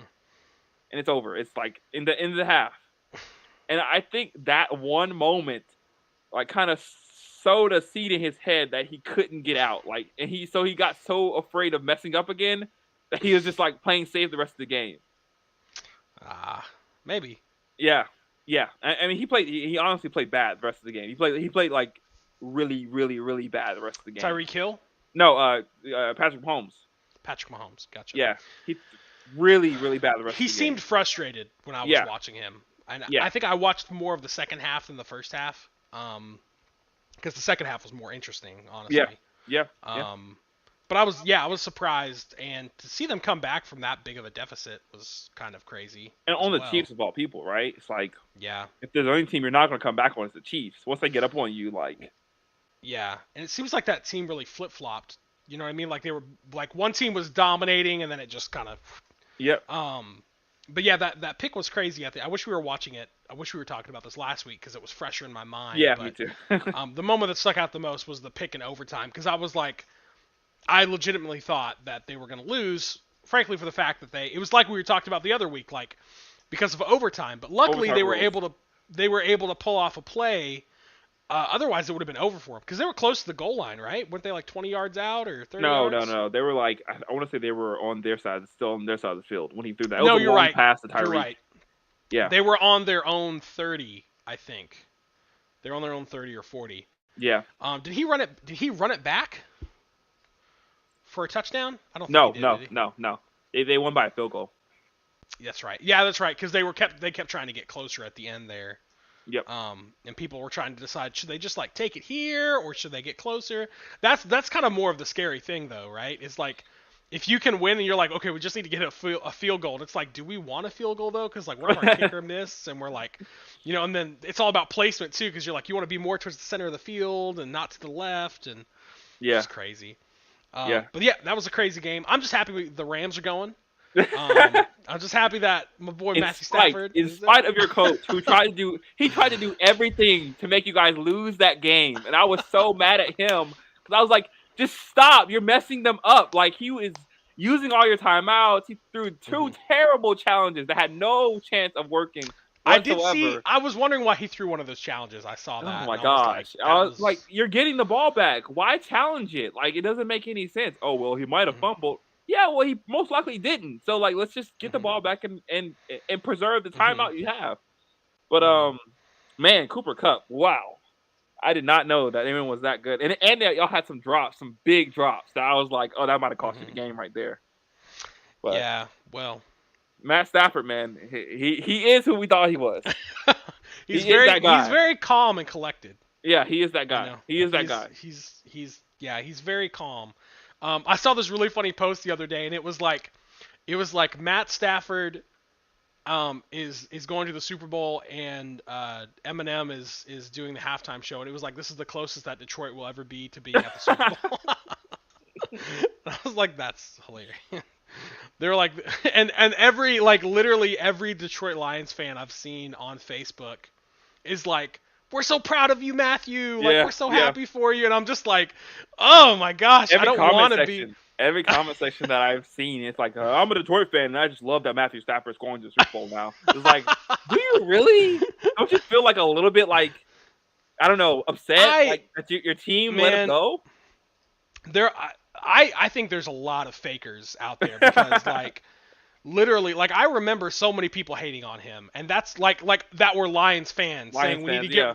we need to get rid of him, he's trash, like he's a bad quarterback, and I was like he's really not that bad, like he's learning, and he kind of has a crappy O-line cuz that's just how the Lions are historically. And I was just like, he just, he's not bad. He's just learning. He was still pretty young too Yeah. when we had him. So Also, he's never really had like amazing talent around him besides Calvin Johnson for what I want to say 8 years, maybe 4 or 5 years. yeah, I mean, he had it's weird because I remember like almost all of the receivers. They had um I think I want to say the worst one we had was Eric Ebron. He was not very good. I mean, he did okay. He was a wide receiver. We had Brandon Pettigrew, which again I stand by him. He was good. He was a tight end. He did good though. He worked well with Calvin Johnson. Is Um, Brandon Pettigrew like your Nick Collison of football? he went to Oklahoma State. He went to Oh, he Oklahoma State. did. That's He why. Okay, now it makes perfect sense. Now that yeah. makes perfect sense. I was wondering why you were advocating for this guy so much. I'm like, he's just a tight end that doesn't do anything. He did. I mean, he's not as good as Travis Kelsey, but he did a good job. He did a good job. Like he was probably. He went to Oklahoma City. I mean, Oklahoma State. That's all you had to say. That's all you had to say. That's all you had to say. Stop That's it. all you had Stop to it. say. I'm sorry. We had another wide receiver who was pretty decent, and I can't remember his name, but he was like second to Calvin Johnson. Um, but then I think we had Reggie Bush at one time too in there Yeah. as well. We had Reggie, so that was cool. But no, I mean I'm just happy that he's there. I think his hard work has paid off a little bit. He's I feel like he doesn't throw as many picks as he used to. Would you say? Do you Yeah. think he's I mean, again, like when you have exceptional talent around you, it's a lot easier to do your job, right? Mhm. Like when you play it's like this is like with any sport though. When you play basketball with a bunch of guys who are like really really really Mhm. talented, it's Mhm. gonna go a lot easier than you play guys with a bunch of guys you don't know and who Yeah. aren't that good at basketball in the first place. Yeah. Yeah, that's a good point. Yeah, I mean, obviously that's part of it. Um, I think the other thing is that I think if he was that good when he was on the Lions may have had a better chance back then. I mean, I don't think it was all his fault though. Like he's a young quarterback and he's doing a pretty decent job for a not very good franchise. Yeah, So that's how I always looked at it. yeah, And he worked well with the teammates that he had. yeah. Also, So I think he had a It was really unfortunate though because I think also being in the same division as Aaron Rodgers every year is yeah, really tough. that was a tough division at that time too because you Yeah, had I think the Minnesota Vikings are in that same division. It's the I want to say yes. Packers, the Bears, and I thought the Vikings. Um, Let me Yeah, see. you're right. Yeah, am I right? Is that all of Yeah, them? Packers, Bears, Vikings. Yeah, and that's the NFC North, right? Hmm. Yeah, and so I think around that time you had Brett Favre and Adrian Peterson at the Vikings. You had Aaron Rodgers at Green Bay, like you still have. And then the Bears, I don't think the Bears were that good at that time. I think the Bears were the ones who were still kind of, so the fact that we were holding our own was surprising. I mean, the fact that we went to the or not to the Super Bowl, to the conference, um, to the playoffs that one year was really surprising. Yeah, So, man. but I don't know. But I'm happy he's there, and that's who I'm rooting for. I'm not really rooting for the Bengals, but I mean that would be, if they won, that would be cool because that's a franchise that hasn't really seen a lot of success as of late. Did they ever go with when they had Chad Ochocinco? To the playoffs? Yeah, or I don't. to the Super Bowl. No, I don't think they've ever. They have. I don't think. I think it's their first time in a Super Bowl since like the '70s. Yeah, I thought it'd been a while. So I mean, if they win, that's cool. Like I'm happy for them, but I'm really hoping to see, um, because I'm a Lions fan. It's the Really 80s, hoping to see. 80s.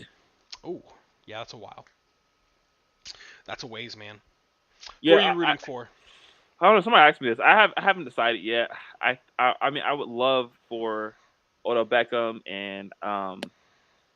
Hmm. and Matt Stafford to win the championship. That'd be really cool. A really cool storyline for me. That'd But be cool to see Odell Beckham win yeah, one too. Yeah. even, it's weird. I've only recently come to like him. um, Is it because but everybody says he's washed up? Because that's what he was being told the last yeah, couple years. yeah. I think that's why. I think whenever you have to go through Cleveland, Hmm. I genuinely like. I'm like, okay, you went through something really traumatic, and I'm sorry you had to deal with that. So I would love for you to win something, especially if your name is Hmm. not LeBron, you know. Yeah. Um, but but also I would love for Joe Burrow to win a championship because that would just be an amazing story. Hmm. This kid who's second year in the league, his first year. I mean, honestly, this is technically like his first year because it's his first Hmm. year he got injured halfway through the season, and he spent the rest of the season, on the IR list. So this Hmm. is basically like his first season in the NFL, and he takes his team to Super Bowl, and then he wins it in his first year. That'd be amazing. That'd be such a great Yeah. like That's true. dominates college, dominates all the college records, destroys all those, wins the championship in college, Wasn't it? wins the Heisman Was in that college. him the other day who said he was like, "Don't be posting your workouts on Instagram"? I don't know. It I don't could have think been so. him. I don't I thought he said something like that, and I was like, "That's a pretty wise piece of advice." He was basically like, "Don't be going to the gym just to show off that you like know. are a team player, but then you don't go the rest of the week." Yeah, He was like, "Do all that would that." be wise. Yeah, He's like, "Do all that hard work in private or yeah. something," and I was like, "Oh, that's nice." I will say though, it's going to be an exciting Super Bowl. That's the main Yeah, thing I can say is that this is going to be very it's gonna very be fun. exciting. I'm going to be tuned in. I might Yeah, work me a too. little bit before the Super Bowl just see if I can get some of that Super Bowl money. Yeah, man. But Yeah. I'm definitely excited. It seems like it's going to be like in the 30s kind of game. Yeah, I think it'll be fun. Yeah, I think it'll be probably a lot of offense, and I mean the defense will be good too, but I Yeah, think it's primarily going to be offense because the quarterbacks are kind of the stars of these, and then you have Odell Beckham, so yeah. wide But I mean the receivers. Rams. I do think the Bengals are going to have the hardest time because the Rams defense is legit. Like they have an It has been for a interior. few years, right? Yeah, yeah. Donald with Aaron Donald, he is as advertised. So I think he's going to be very very impactful in the Super Bowl. I Hmm. think whoever's defense can make the most stops is probably going to be the winner of this game. Yeah, That's what I'm estimating. And that's a fair it's not point. a revolutionary take here, but I do think the defense is going to come down to the defense who can make a stop. Hmm. Well, I'm looking forward to. It's going to be fun. I'm really looking forward to watching it. Um, I don't know how much you care. I'm not. I mean, I always find the Super Bowl halftime show like who's playing interesting, and I feel like they got a good setup this year. What do Talking you think? about like Dr. Dre and Snoop Dogg And and Kendrick Lamar, and Kendrick they got Lamar Eminem. and Who we'll else they see. got? They got a female girl too. I don't remember who it is. We'll see. I'm used to I'm more inclined to like let one person run the whole show, and then if they want to bring Yeah. one person with them, that's Mhm. fine. But like the Michael Mhm. Jacksons and the Justin Timberlakes, like I don't know I those kind mean, of. if Eminem doesn't come out with "Lose Yourself," then the game's over. That's it. Just nobody come out for halftime. I don't want to watch the rest of the game. No, I'm just kidding. You don't want to hear Rap God? No, it's blasphemous. I don't like Rap God. No, Rap God's cool. No, he actually just put out a new song with Dr. Dre that I'm assuming he's gonna sing at the Super Sing Bowl. some people. It's called Gospel. Uh, And me and my white wife were listening to it in the car, and then we heard all these N words, and she was like, "What?" And I was like, "Sorry," turned it down real fast. I was like, "My bad, my bad, my bad." So I haven't listened to it all the way through, but I'll probably listen to it, in my headphones or something later. But I mean, I think it's kind of a stellar lineup, and I do like some of Eminem's stuff. I'm not the biggest fan of any of them though. I couldn't. that's my thing though. Is if they don't play old stuff, I probably won't know any of it, and I'm like Mhm. I'm a little disheartened about that. Yeah, but I'm I sure guess you'll it know doesn't some really of. matter. They'll probably play some of their classics, and then they'll play like a new song or two. I feel like that's what should happen for the Super Bowl, right? Like it's gonna be songs you know. Um, I'm trying to think of a Kendrick Lamar song that I know. You know, Humble. can you? Sit Does he sing? down. Does he Be sing? humble. I know you heard humble. I'm positive you've heard humble because that's been played on everything, everywhere, at all times. Like every trailer you've ever probably seen has played humble. He doesn't sing. Or I want to say DNA maybe. Look at us, a bunch of Oh, that's Jay Z. Okay, never mind. we're I didn't two want to say it on the podcast. unsecularized rap listeners. Don't know nothing about rap. Real rap. I'm indignant. Let's talk. Righteously. Let's talk about Lecrae again. Yeah, we talked about Lecrae beforehand. Dang, Yeah, we need where we gonna get like a Christian to headline? That's what we need to do. That's what we they need to need get to on do. Next Super Bowl. Rapzilla. You ever read articles on Rapzilla? Yeah. It's a Christian rap site. I never Next knew Super they were Bowl, we Christian. gotta get Lecrae on there next Super Bowl or KB or somebody. That would never happen, bro. What? That would. I wish it would. It would never happen. You know that wouldn't happen. 116. Like they're just not big enough, man. You have to. I You don't know, have to. man. You have to sell your soul to be that. You know what I mean? You're I always not find one of those Illuminati guys, are you? no. I just real quick. My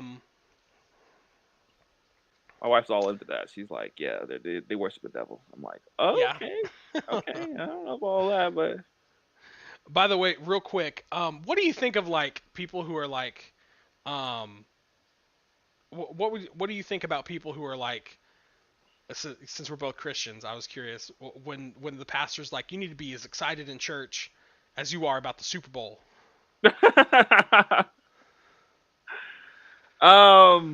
I don't know. I don't know. I haven't Do you think? actually given it any Mhm. thought. I've heard it several times. I'm like, yeah, we should be, but at the same time, I'm Uh huh. like, Mhm.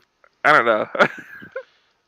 It's like. I mean, if it's your team, I guess I understand the principle more. Mhm. Because Mhm. my team has been to Super Bowl in my lifetime twice, so Yeah. I get that. Am I that I. excited at Super Bowl? I don't know. I don't know.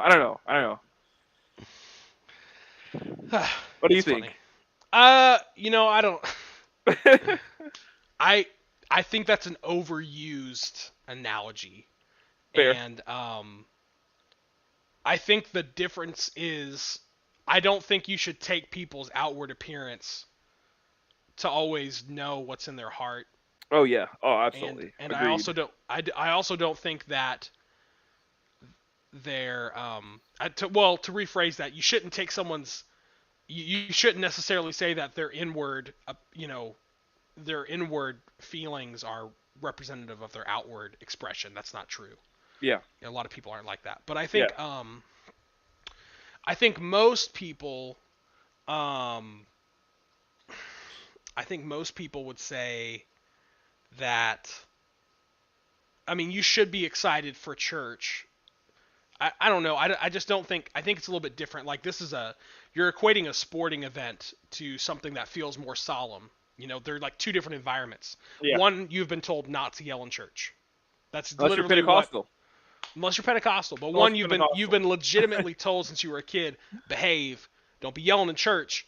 Keep, you know what I mean? And maybe Yeah. that's a No. bad Yeah. thing. Maybe that's a bad thing. If you know what I mean? Because in a football game, that is the exact place to yell. Yeah. When people walk into church, they're more like because they're Buttoned up. uncomfortable. Yeah. Because they've been told that. So that's how I take it. That's So it's fair. kind of like there's more things in the discussion than just it's not as black and white as like, well, if you're excited about football, you should be that excited about Jesus. And I'm like, that's not those you can't equate those that way. Like Yeah. God is greater than football, but that you know what I mean. That doesn't mean that. I will say. I think there's definitely a passion question asked when Mhm. you're like, oh, I'll take off work or Yeah, I'll ignore that's my fair. family and stuff like that just so I can go watch a football game. But like, if it's to go serve the Lord or serve church or whatever, it's like, That's fair. That's a fair point. ah. And Hmm. you're like looking at the clock. I have to honestly discipline myself about that too because sometimes I'm at church and I'm like, it's almost 1 o'clock. Let's hurry up. My game's coming on. I have to be like, hey, Mhm. it's not that important. It's Mhm. not that important. It's really not that important. No, I understand. I I agree with you there for sure. I think that's where you can equate it, but you can't just equate it based off of someone's So, attitude. yeah, Yeah. celebration. Yeah, I Yeah, get that. I I get don't that. I don't agree with that. But I mean, the other thing too is like when Jesus comes back, I don't know if I'll be yelling. I'll probably be like you know what I mean? Like I would probably be in awe. I don't think I'm gonna be Yeah, like, you'd be like every other yeah, like person I'm who's been confronted with the Lord. You'd be like, oh my gosh, oh no, he did exact. Literally it. nobody does that, and everybody in the Bible's like cower in fear. Yeah. Like that's literally what they do. So like you're expecting me to just be like I'm at a football game, and I know all the rules to the game, and I know exactly what's happening on the play. It's like I'm not gonna I'm gonna be like what? Like I kind of know what goes on, but you know I didn't see any horses. Like anyways, Mhm. so we will move on to the next topic. Um, anyways, Jonathan's taking a break for a second, but we're gonna move on to. Are you good? Yeah, I'm good. You good? Okay. We're gonna go ahead and talk about Joe Rogan and Spotify. And so, Jonathan, have you heard much about what's going on with Joe Rogan and Spotify? Do you know much of anything? Just more recently, like the last couple of days, I've been listening to some videos about it and stuff like that. Hmm. So, do you ever listen? You don't listen to his podcast, No, really, do you? no. I listen to it. I wouldn't say that I'm like a follower in the sense that I listen to every episode. I kind of pick and choose. So if I'll keep an eye on it. If an episode comes out where it's a person I'm interested in, I'll listen to it. Like that's generally what I do. Um, like I listened to a Ben Shapiro episode. I listened to a Jordan Peterson episode. I listened to a Kevin Hart episode the other day. Um, I listened to a Robert Downey Jr. one. I listened to the. I've listened to both of the COVID ones because there was some news around it I wanted to listen to, and then I also listened to oh, what's the other one? And then I also listened to a Sanjay Gupta. I listened to that one, which is the guy from CNN. He's a doctor. So I've listened to a few episodes, and then I've listened to some older ones too. I can't name all of them, but I've probably listened to a good handful of episodes. So I wouldn't Hmm. necessarily say that I'm like a fan, like where hey I love every episode, I watch every episode, or like I kind of just you know jump around. I like hearing him talk with comedians because I find that interesting. Certain political people sometimes because I like hearing a different take. He gives a interesting perspective on stuff. It's different than what I'm used to hearing, and I like to hear my viewpoints be challenged by somebody who doesn't share them. So that's why I like to listen to him. But basically, long story short, Spotify has been told to take him down because he's spreading misinformation about COVID. Um, and they're also saying that he, you know, they said that the two episodes, mainly the two episodes that he put out with scientists about the COVID vaccine, they said are it's misinformation because basically a lot of people are arguing he told people not to get the vaccine, which is not true. Nobody ever said that and I've watched both episodes, but one of the episodes, this is the crazy part. This is kind of the weird part. One of the episodes, the guy he had on is one of the most published doctors in his field of study. His field of study has to do with the heart. Um, and so when COVID happened, he jumped on top of that really quick because he was like, he's just one of the more famous doctors if you read like medical journals and stuff like that. And he was like, I want to try to figure out how to help people who are sick at home with COVID. I want to figure out what kind of treatment we should give them.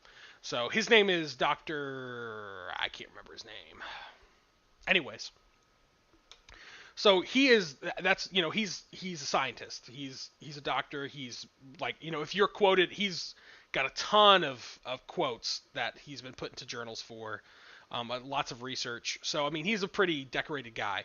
He came on to talk about the vaccines and COVID and negative sides of the vaccines because basically this was both people's viewpoint that he had on. He said that they both said that they were there not to sway people from getting vaccinated.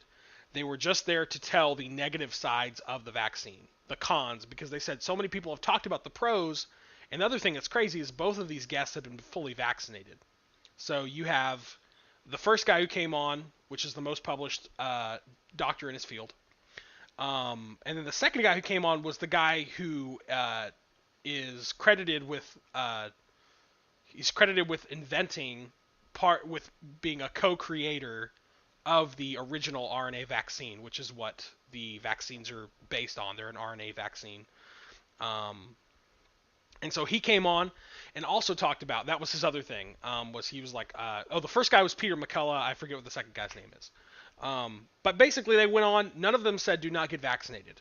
None of them said don't get vaccinated. All they said, and they both actually said, to my recollection, um, they shared the same sentiment in a doctor's job is not to tell you what to do, it is to tell you the pros and the cons of a situation. So if we say, "Hey, we recommend the surgery, here's the pros and here's the cons of the surgery." The pro is you're going to feel better in this way, the con is this is what could happen, right? And so Yeah. you make the decision of how that affects you. And if you watch both videos, they're pretty honest about that. And it helped me like look at a few different things, but they're both fully vaccinated. Both of these doctors are fully vaccinated. Why? Because they have to travel around the world to do different things. Um, so I was kind of surprised about that. I was like, these people are like literally traveling the whole world and they're fully vaccinated and they're just telling, like they're just telling people these are the negative sides. Nobody said the virus that the vaccines were bad either. But what basically ended up happening was you had it started with that musician started with Neil Young. Neil Young came out and said because a lot of people were stirring up stuff about Joe Rogan being like having misinformation stuff, which in my opinion, if you just watch, he did not. It was just a share of opinions and doctors sharing their personal viewpoints on negative sides of the vaccine because Which they are felt, scientific. yeah, and they were trying to decide, they were just trying to show people, hey, these are negative sides of the vaccine that can happen. People need to be aware of them, but they weren't Yeah. saying you should not get the vaccine. If they were saying don't get the vaccine, I still don't think that would have been bad, but I understand people's viewpoint on that. But they're not even claiming that they were spreading misinformation. You know what I mean? Like they're not saying, hey, you shouldn't get the vaccine because the CDC's lying. They didn't say anything like that. They said this is what we have. They didn't And say they COVID doesn't exist. no, they didn't say that either. And they actually cited studies that you can go look up too. Like I looked up some of the studies afterwards because I wanted to know more about the information. I was like, well, where are they getting this from? And there was some stuff in there that I did not agree with the doctors on. Like one of the doctors claimed that based on his research and what he's found, you can't get COVID twice. That was his take. Peter McCullough's take. I didn't agree with that because I was kind of like, well, I feel like I know people who have had it twice. But I haven't looked into it as much as he has. Maybe he's right, maybe he's wrong. So there's a couple things I looked into that I was like, I disagree with that. Long story short, he had because of those episodes, they got so much traction with people, and the other thing that I did like about those episodes is they both talked about things you can do at home that can keep you from like there's people who have the vaccines obviously are not 100% effective, right? People have been getting COVID and having it. They talk about how to treat it at home, and that's helpful for the viewer because nobody else knows where to get that information at because they can't. They can't figure out how do I treat this if I get sick, whether you're vaccinated or not.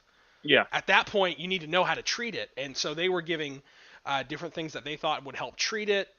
Certain types of natural medicine, vitamin D, zinc, quercetin, all these different things.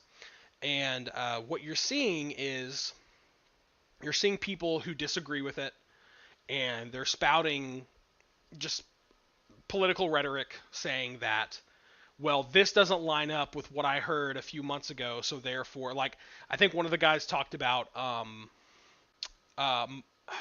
they talked about monoclonal antibodies, and then they also talked about, oh, the hydroxychloroquine. One guy was kind of pushing that pretty heavily, and so you see people who, when Trump talked about that last year, people were like, oh well, hydroxychloroquine's horrible and terrible, and then this doctor brings out a study that says, hey, it's actually been proven early on that it was really helpful for people, and he just cited the source. And if you disagree with him, you disagree with him, but you can go look up the source yourself, and he cites it there, and he has a website that he tells everybody to go to, so you go and look at it, and it's like, wow, it's there. But Neil Young came out and said, Spotify, if you don't take Joe Rogan off, I'm going to remove my stuff. So Neil Young took all the stuff off Spotify.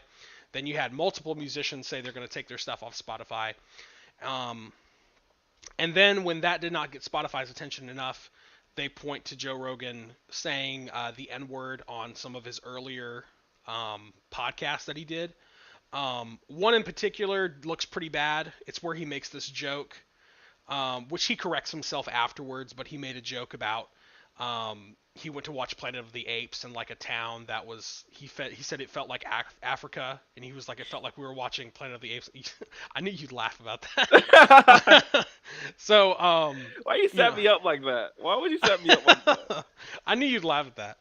But anyway, so he said some stuff like that, which it doesn't look as good, but a lot of the video that went around that people have been claiming, it's literally like him saying the N-word out of context every single time. And so it's like, obviously it looks bad, right? Like when you're not getting but he apologized for both. Which I don't personally, I don't think he should have apologized the first time, but I understand, I appreciate the apology that he made. I think he apologized both times in the best way that you can, which he was just like, hey, if this offends anybody, I'm sorry. I was not trying to say it to offend anybody. And then the first time, he basically said, like, I've tried to reflect and see what I could do differently. What I could do differently, since I handle all the booking side of it on getting guests on, he says I could probably have people who have differing opinions from the other side of the aisle more often. But, to be honest, I've listened to the show. He's a very genuine guy, and I think it's a little ridiculous that people are censoring this much when you can't literally have a conversation and put it on the internet now. Like that's legitimately what they did. They had a conversation in a room. It'd be like if you and I were talking and we were just like, hey, what do you think about COVID? Yeah, what do you think about COVID? Like, and then just imagine, we just had, 100, or let's just say we had 1,000 people watching. Apparently Spotify or YouTube or somebody would say, hey, that's wrong. You can't do that. So you're not allowed to do that anymore. And they just take it off. That's not a free society, Yeah, I don't like to over exaggerate by drawing historical comparisons. But it does feel like we're living in the age of the Gestapo, where you're afraid to say anything because it's like who knows what they're gonna get you for next, right? Yeah, it feels that way. But I will say I was a little disappointed to hear that he apologized. He always seemed to me kind of like the kind of guy who's just like, I'm gonna say what I say. I'm gonna believe what I want to believe, and I'm not gonna really care about noise. Like him talking to Sanjay Gupta was the first time I've ever heard him respond to someone saying something about him. But that was because it was like a major news network, like people do tons of YouTube videos about him. They tweet stuff about him, all that kind of stuff. It doesn't seem to faze him. So I always assumed he was just gonna just stay quiet on it. Like, I don't really care. Out of the few episodes I've watched, it seems like he actually says that he tries to stay off Twitter because he's just like, it's just bait. That's all it is. It's just bait to get you. So, he's got a good head on his shoulders. He's a very likable person. Like, I have a feeling I'd probably disagree with him about a lot of stuff, but that's the whole point of his show. That's legitimately the whole point, is just to come on and listen to two people who have differing views and get along and have a conversation. Like, his whole point from it is he was like, I just want to have people on that I found interesting, and so I talked to him about stuff and I'd learn stuff, and then he's like, they'd learn stuff from me too, and it just got kind of fun, and that was his whole point. Did you listen to his apology? Yes, You did? What did you yes. think of it? Which one did you listen to? The one I don't know which I don't know what's still. Well, there's It one. wasn't. There's one where he's talking about the N word, and then No, no, there's I the didn't listen first to that one. one. I didn't even Okay. know he said that. Um, but I am outraged, righteously indignant. Is that the That's word? right. I'm indignant, Righteously. righteously There you go. indignant. No, I really don't care. I, I've always, since I was a kid, I always had this curiosity about Mhm. people's fascination with words. Um, Mhm. and not that I'm like, words have zero effect on anybody, so you can say whatever you want Mhm. to. But I am like, why do you allow it to have that effect on you? Like, if someone says Mhm. something to you that's mean or hurtful or whatever, Mhm. it only affects you as much as you allow it to affect you. Mhm. Someone could say whatever they want about me, I don't Mhm. care. Like, you don't, that person, their opinion of me doesn't matter.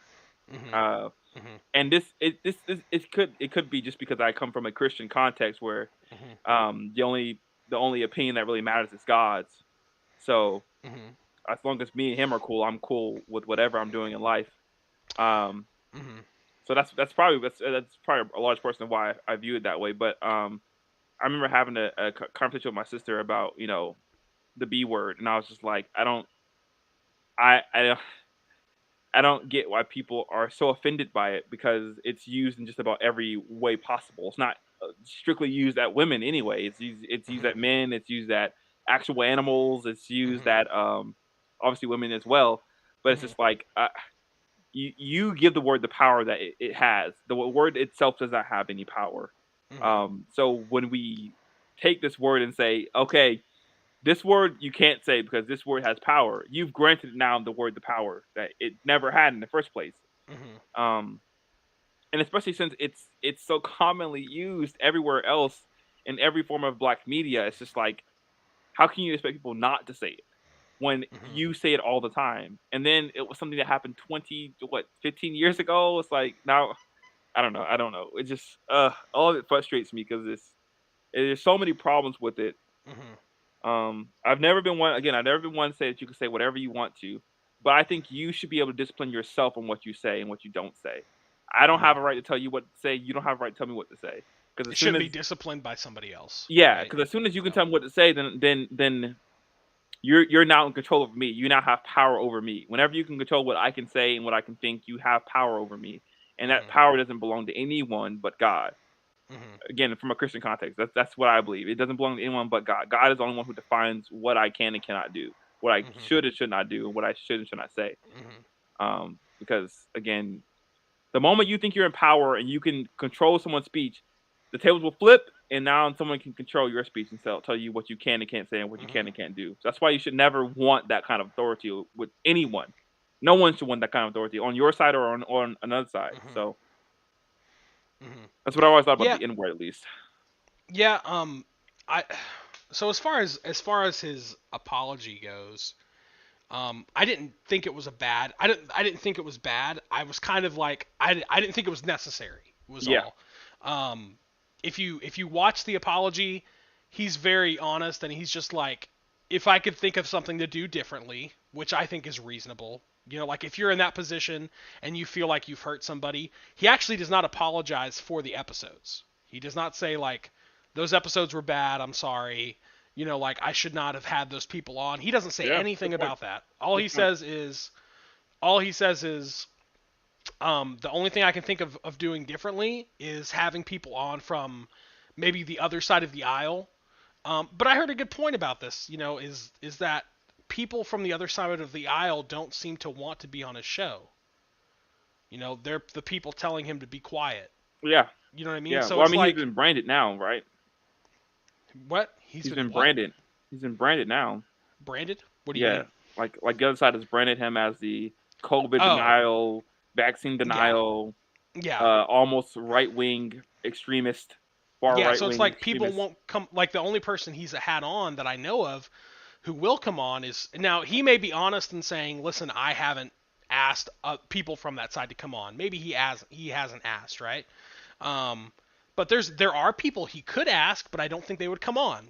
I don't think the Surgeon General would come on and talk. I don't think that people from, the people who are pro-vaccine would come and talk on the show. Maybe lesser known people might, but somebody who's like a big name, I don't think they would. Because the great thing about Joe is that he asks honest questions. He doesn't hide behind a desk or a table and is like, well, I'm not going to ask that because it might put him on the spot. Like if you go on there, he's going to have a conversation as if it was just you and him. That's Yeah, kind of and the it's whole gonna be point, like 3 hours. yeah, they're like 3 hours long. I mean, Yeah. some of them Oh, are an hour and a half. Some of them go 4. yeah. Um, it's great to listen to when you're door dashing. I'll be honest. Like that's usually when I listen. If I do, and I would say I listen if he has somebody on. Most of the time, he has people I don't know who they are, so I don't really care.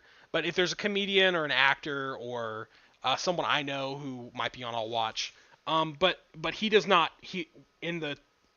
He's very into knowledge. He likes learning. So he's somebody who's going to ask. So if somebody's like, if somebody says, I know the vaccines are 80%, effective, he's going to say, how do you know that?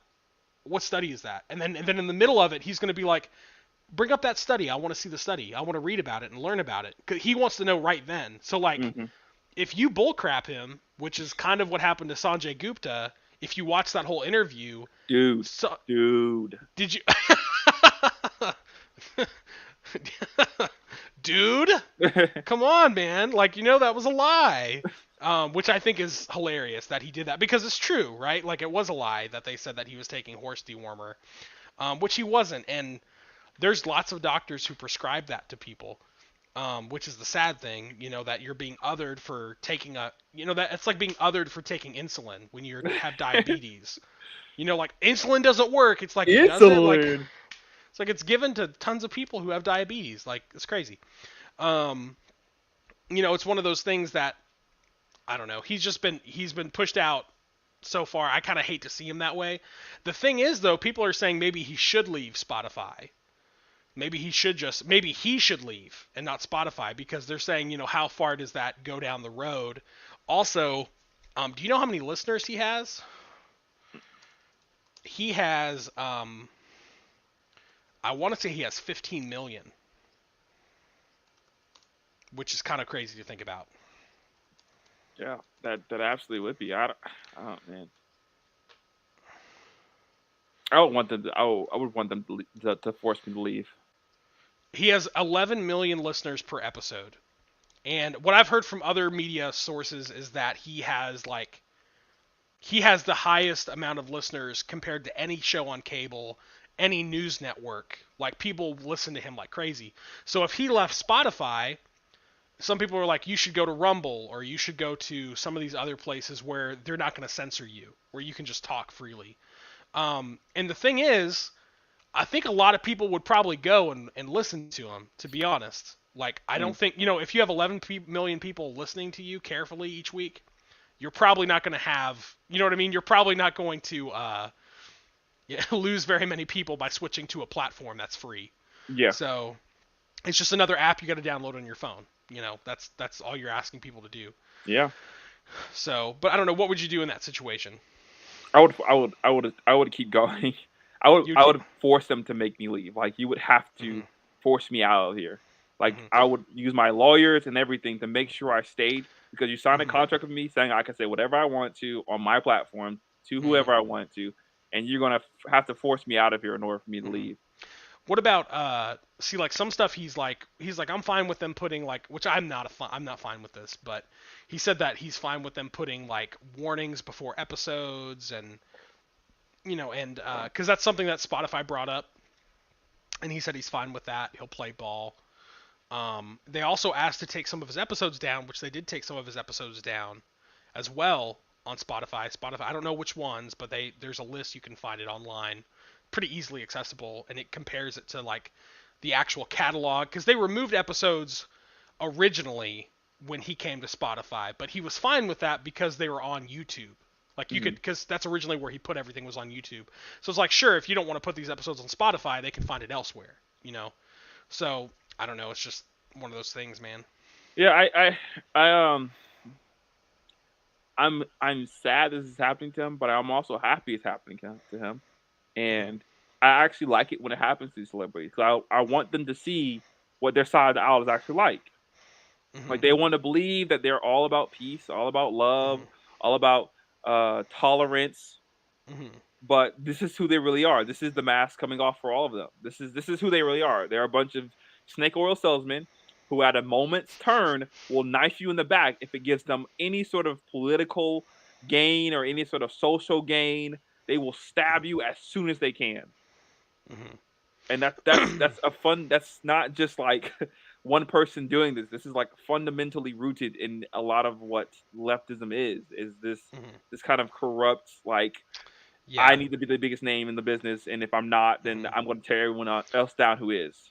Well, what's crazy is like if you've listened to his show, like I've again, I don't listen every week. I would say over the past like 3 years is kind of when I've started to listen to him more. Like 3 years ago, I probably watched one episode like, and then I didn't watch another one for like 6 months. You know what I Yeah, mean? Like that type of thing. But what I've noticed on the trend is that he's learned a lot about how social justice warriors really like people like he's learned that about Twitter because people have come after him on Twitter saying, "Well, you said that and you're misogynistic and you just hate people and yeah, everything." And he's learned that and he's open about that. And he talks the reason people on the left don't like him is because even though he's a moderate, he I would say he's a moderate liberal is what he is because yeah, he's yeah. Agreed. that's he's actually he's a big proponent of guns. Like he loves guns Wasn't he and a he Bernie Sanders guy? I thought he was a yeah, Bernie Sanders guy. He was a Bernie Yeah. Sanders guy. He had Bernie on his podcast and said he was going to vote for him. I think he's for socialized healthcare. Hmm. He's for gay rights and things like that. But but he's not like the fundamental beliefs of America. He still believes in, right? Yeah, He believes in the right to bear arms. He believes in the freedom of speech. He believes in freedom of religion, even though he's not big on religion. But yeah. he believes in those things. Therefore, he's a conservative. Like Yeah, that's literally like the mindset that people are taking it. And he's not a conservative. He's no, far from that. yeah, But yeah. that's the thing is like his that's honestly one reason I enjoy listening to him as of late is because you can't listen to anybody else because they want to uproot the history of they want to uproot the fundamental beliefs of the It's all country. wrong. We got to start over. No, no, I don't think that's the. I don't think that's where we go. No, I don't think so. There's definitely, and Hmm. I don't want anyone to think that we don't think there's not problems here. Like No, we there's recognize problems. there are definitely problems in America. Like Yeah. we have issues, real issues that we need to confront. But the solution is not burn everything down. That's what a child does. When a child doesn't get their way, they knock Hmm. everything over instead of just trying to fix what's mistaken. Hmm. Um, so but again, I like the fact that they can now see this in their face, Hmm. like why we value these principles, why Hmm. people on our side of the Hmm. aisle value these principles like the freedom to bear arms, the freedom Hmm. of religion, the freedom to practice free speech, like why we value these things. These Hmm. aren't just empty platitudes that we have or things handed down to us from wiser men who Hmm. we've never met in our life, but they're essential to a functioning society. Like we need to be able to Yeah. say what we want to say in order to come to what is known as today the truth. Because They're not again, things to just, settle on exactly. or to make it, like, oh, well, I guess we can break this a little bit and you know what I mean? Like you can't Yeah, there should be no what's the word? There should be no co I can't remember. You know what I'm trying to say. I There do. should I think so. What's that? There should be no compromise on those Compromising. rules. Yes, yes, Yeah, yes. there should They not are. be any compromising.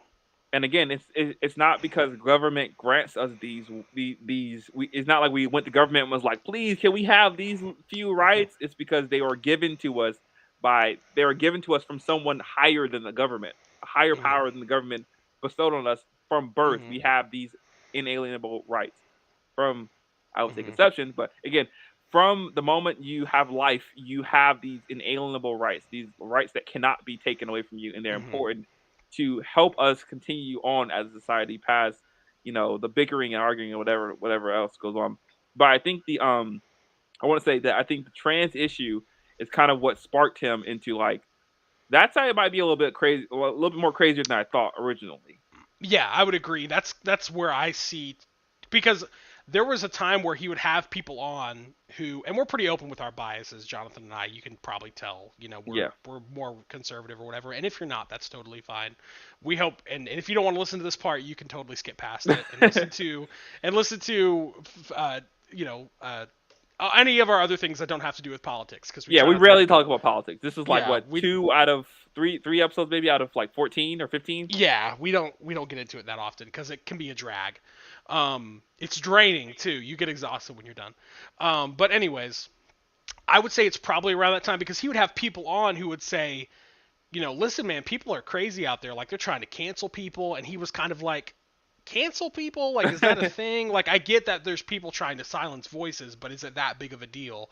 And Yeah, so what he's found, what he's become awake to, but I don't think, I would never label him a leftist. no, He's not that, and I don't think no, that he is even someone who needs to learn that lesson, because he's so open to other ideas that he's learned it over time. He's met with enough people who have been hurt by that, and so now, but he didn't believe it when people told him that people would come after him. That yeah, was the thing, is he didn't really believe that people would, because he was like, why would they come after me? Like, I'm open. I'm just trying to see different sides of issues. yeah, And, he may even be, for the most part, I've changed a lot over time, but maybe my beliefs are still kind of the same, but at least I've heard other people, and you know what I mean? So yeah. that's what's crazy, probably for him, I would I don't know. imagine. I always thought he was a lot more left leaning. Hmm. Um, the last like I've listened to him on and off. But I don't think I've ever like listened to a like more than one of his podcasts full on. But Hmm. I listened to a lot of his clips on and off for the last like 3 or 4 years, and I always thought he was a lot more left leaning than he is currently. I think he's moved a lot more center currently than Yes, he I did the would last few agree. years. And I think, But, that's hmm, what I was saying. I think that the trans issue is what really sparked that because I think he saw it with his own eyes because he saw a match between a man and a woman, and he was like, she literally beat the brakes off of her, and that was yeah, like wrong. Like this shouldn't have happened. yeah, So yeah, definitely. And I think, yeah, I think the other argument I kind of want to make is that maybe it's not even him moving to the middle of the road. It might be the left going more left, and so it's like, it's dragging conservatism and stuff to the middle, because it's like, that's, you know what I mean? It's just that's gone true. so far. I mean, yeah, you gotta Um, think about it. I don't think any Republican, 10, 12 years ago would have been okay saying mhm, yes for gay marriage, right? And mhm. that was But just now like that's probably like a most decade ago. Republicans are open and fine with it. Yeah, You know what I I mean? mean, you kind of have to be, right? If you want to Yeah. get elected in I anything, was like, I was just talking to my brother about that the other day. I was like, you oh can't man, like not be, you know what I mean? yeah, You can't be against it, because it's something that people take as like, you are against them, yeah. therefore you are against them, and it's, I don't agree with that, but you know, I'm sure it there's is what still it is. some like some pockets. Obviously, like Texas is a place probably where you could still be like maybe not as aggressively against it as it used to be, but like still Hmm. like yeah. Well, I don't think it's probably right kind of deal. Yeah, But yeah. for the most part, yeah, I definitely agree. That's interesting though, because like if you're a Christian, if you're a Christian trying to become a politician, do you at this point, like we were saying, it's kind of almost impossible to win if you're Hmm. not for gay marriage Yeah. and They even in some almost kind cases of trans yeah. rights is getting there. They almost kind of stopped asking those questions though to certain Republicans. That's Like, fair. it's more about trans than it is like gay rights now. You know what I mean? You It's think not it's just really, like assumed that you're on board with it? I suppose, and most people you can say, like, I mean, Ben Shapiro's kind of done a good job of it. He's just like, I don't agree with your behavior, but that doesn't mean that I don't, you know, I'm not okay. That doesn't mean that I don't think you should have the rights that other people do. Yeah. You know what I mean? So, but anyways, yeah, I hope, I think Joe Rogan's going to be fine. I just don't know what the outcome's going to be. I hope no matter what happens, he wins, if that makes sense. Because I think I think he's got a good heart. If you watch any of his, if you watch any of his long episodes, like, I think that's one thing you can tell. He's very genuine. He's got a good heart. He's trying to learn. Hmm. Also, another reason why he's probably become more towards the middle. I'm still not going to call him a conservative. He's not, or a Republican. He's far from that. But he's probably more middle is because the only people who will be friends with him that are popular are people who are conservatives. Like, Yeah, yeah, that's I true. don't know if you know this, but he's been roped into what's known as the intellectual dark web. Have you heard of that? Mm-mm. So that is a group of people that the internet coined, and it is Ben Shapiro, Jordan Peterson, Joe Rogan, and then the other person is he's gay and he's a Republican. He has his own show. Oh, I can't remember his name. Do you know who I'm talking about? He has I conversations on his show as well. think so. I can't remember his name. Been Dave Rubin. Yes, Dave Rubin.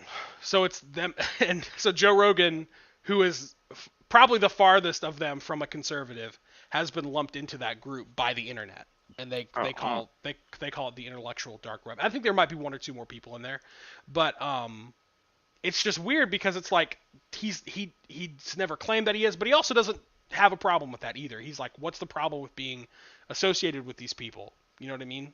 There's nothing wrong with hmm being associated with that. So I don't know. He's just I feel like for as genuine as he is, he's getting a lot of hate, and I kind of don't like to see that. And in his apology video, I thought it was really funny that he talked about how he was a Neil Young fan. That was probably the funniest thing I saw. So, anyways, we will end it on politics there. And we got one more piece of news, if I remember correctly. And Jonathan is going to give us a little bit of a heads up on the NBA and what's been going down there. So you want to start that conversation off? Yeah, I mean, same old, same old. Just the Lakers are not doing well. Westbrook is the problem. Yeah. They're trying to. They thought about trading him because the trade Mhm. deadline's coming up soon. I want to say it's December 14th, but they they've been talking about trading him, but he signed such a big. I don't know why they did this. He Mhm. signed such a massive contract. When he came to the Lakers, they gave him like a bunch of money. Uh, I mean, uh, he's Westbrook, bro. He's larger than life. He's the automatic triple double every game, triple double. wow. Westbrook signed a 5-year, $206 million contract. Oh, this was the Thunder. Okay, this is the Thunder. What is? Oh, okay. I was like, what? Okay, five. Uh, I think it's 5 years for 41 million. 5 years for 41 million? Yeah, Hmm. Well, that's not as big as I thought, but that's still decent. that's still like a ton of because you got to think about it now. Like Mhm. you're asking someone else to take Westbrook for 40 million for the next 3-4 years. Mhm. Mhm. Uh, and I don't know anyone who wants to touch him, and that's the Yeah. sad thing. So He's talented, but he only plays like one way. You know what I mean? He only plays one way. He doesn't play well if he's not the star, yeah, or if he's yeah. not the main supporting I thought cast. you. I thought when you said one way, I thought you meant like he just plays offense, which would be true. He just only play. He does only play offense. That's true as well. Well, He used to play. no, He used to play defense when he was younger. I would say that he used to play defense I when he was haven't younger. watched him on the Lakers. I was gonna say he used to be really good. He was great at steals. He Yeah, could steal the ball all day. That was he like was a a thing. tenacious defender. I mean, he's very Yeah. athletic. Obviously, he's a Mhm. hound dog at sometimes, but like I think when he Mhm. realized that offense was more important to people, and it Yeah. got you more praise, Mhm. I Mhm. think he switched to full on offense. I mean, he doesn't want to be Nick Collison. Come on. Nobody wants to be Nick Collison, No one of wants to be. No, course. I will totally agree with that. No one wants to be Nick Collison anymore. They No, don't. that's No, that's they don't. honestly a missing aspect of basketball Yeah. that is so undervalued now. Like people are like, oh, Nick Collison. You mean that like square jawed white guy who just like shot mid range jumpers all From day and Kansas? like he just like rebounded well like and played like okay defense like that guy. Like who wants to be that guy? It's like you I don't understand basketball if you don't understand how good Nick Collison was. Hey, that's a fair point. I'll give you that. I think I mean I will be the first one to say he's overhyped. He's in Oklahoma, he's overhyped. Okay, yeah, Oklahoma, yeah, okay, Oklahoma. I don't know anyone who like if I like talks like In a regular Oklahoma. basketball fan, like what do you think about Nick Collison? They're like, Who? Wasn't he like on the He's like, I Sonics? Is he love out of Nick Sonics? Collison. Yeah, no. But no, like in Oklahoma, he's very overhyped. You tease me Yeah, about that all the time, but he is overhyped. But um, it's because he brings it. It's it's one of those weird roles in basketball where you have the one dude who's extremely disciplined, and he's not there to pack in stats. yeah, He's there to play a very unique supporting role where he's getting rebounds, he's a tough defender, he's the guy who makes plays off the ball. You know what I yeah, mean? That's yeah, he's a pick and roll kind of guy. He's yeah, an assist kind of guy. He's not there to score the most points. Um, he's a he's an indirect playmaker. Like yeah. he's not the type of guy to like lead the team or anything. But he's oh, there's that cough that I was telling you about earlier. He's the type of guy who is um, he's reliable is the thing. Yeah, He's going to show up every day and he's going to give you 110% of his game, and that's what you need. And I agree with you because everybody's trying to be the 30-point game. Like yeah, um, I haven't watched Draymond, but Draymond was kind of like that in a way. I would yeah, still say he wasn't as equal.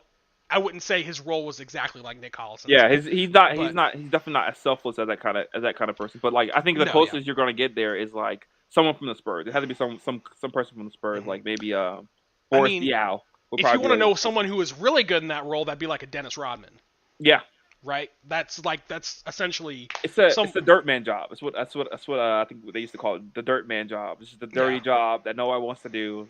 The He kind of liked guy doing who that like too. Dennis Rodman was sprawled all about out, that. yeah, sprawled on the floor, hmm loose balls. He was there, jumping on the Yeah. floor to grab them, jump into the hmm crowd just to get a loose ball.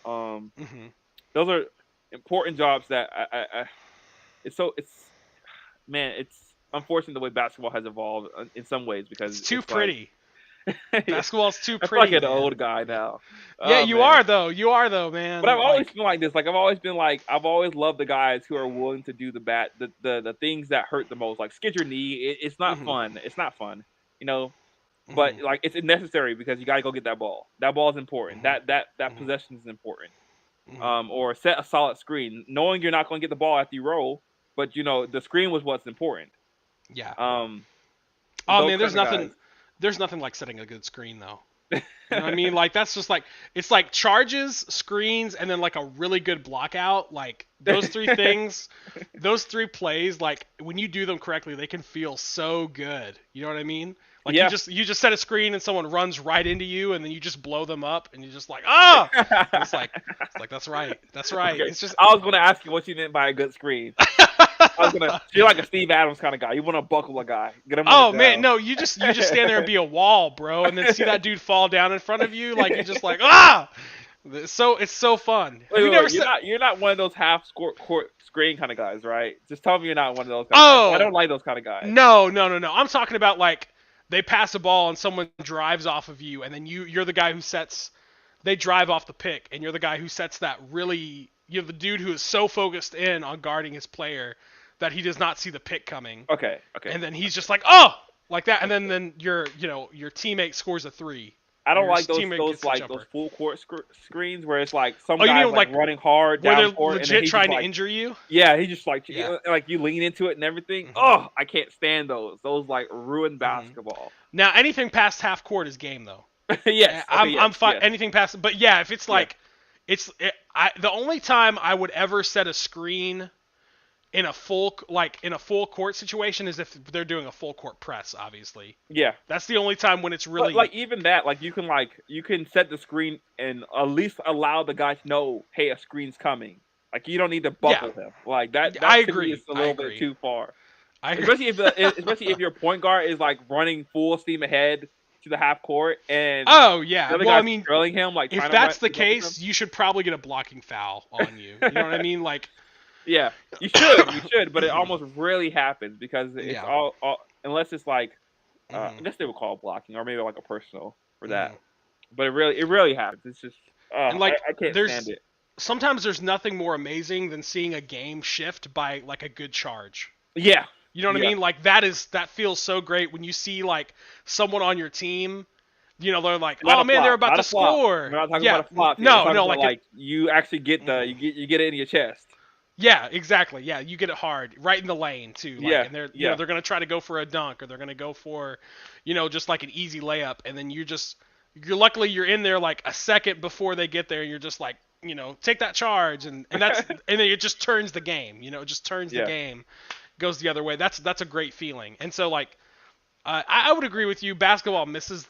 I don't see that very often in basketball anymore, because everybody's trying to get dimes. They're trying to get buckets, and Everyone's it's trying to hit just threes. Everyone's trying to be the next poster, get the next poster on somebody.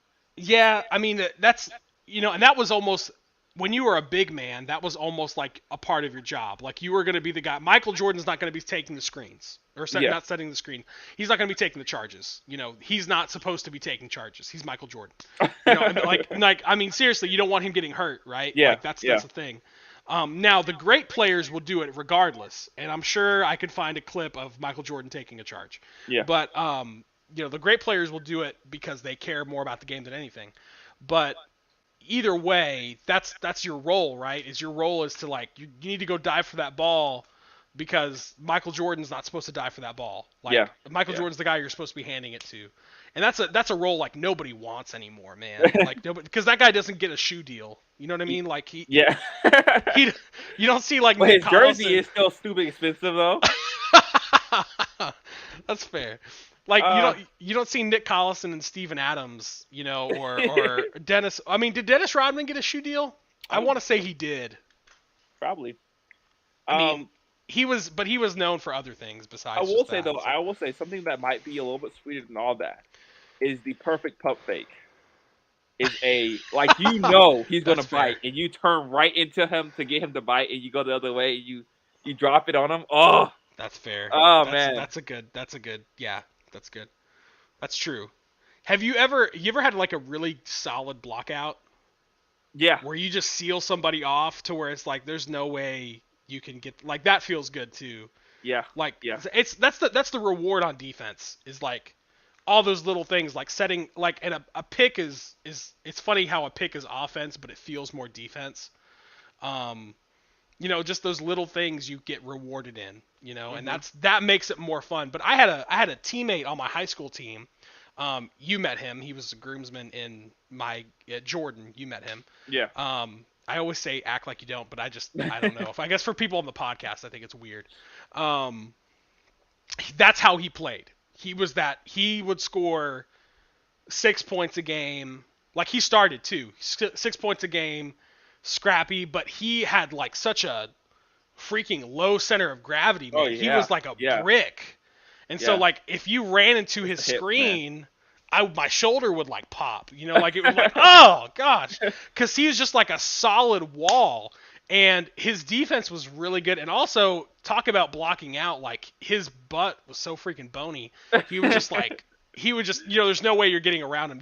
Yeah, You would have to jump over him to get the rebound. So he was shorter, that was kind of the thing, or you'd have to like do a quick sidestep to get around his block or something.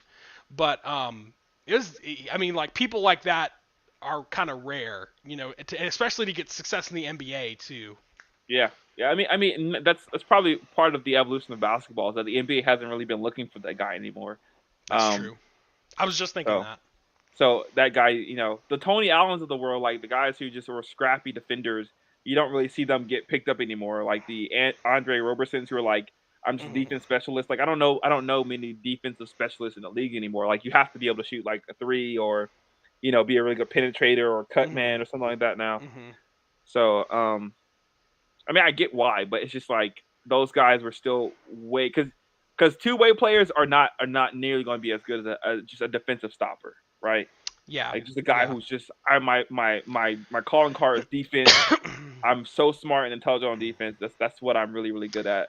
What's weird is you would almost think that that's what the NBA would have in a higher scoring 3-point game, League. right? You would think they would be like, well, our big man, he doesn't really score points, so we're going to make him our main defender. Like we're going to find a guy who plays defense really well.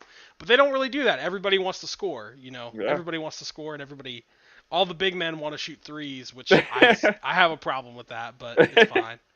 I mean, I get like I remember when I left high school, I'd go back and I'd watch a high school game. I'd see kids shooting threes, and I'm like, bro, like that's not your most helpful position.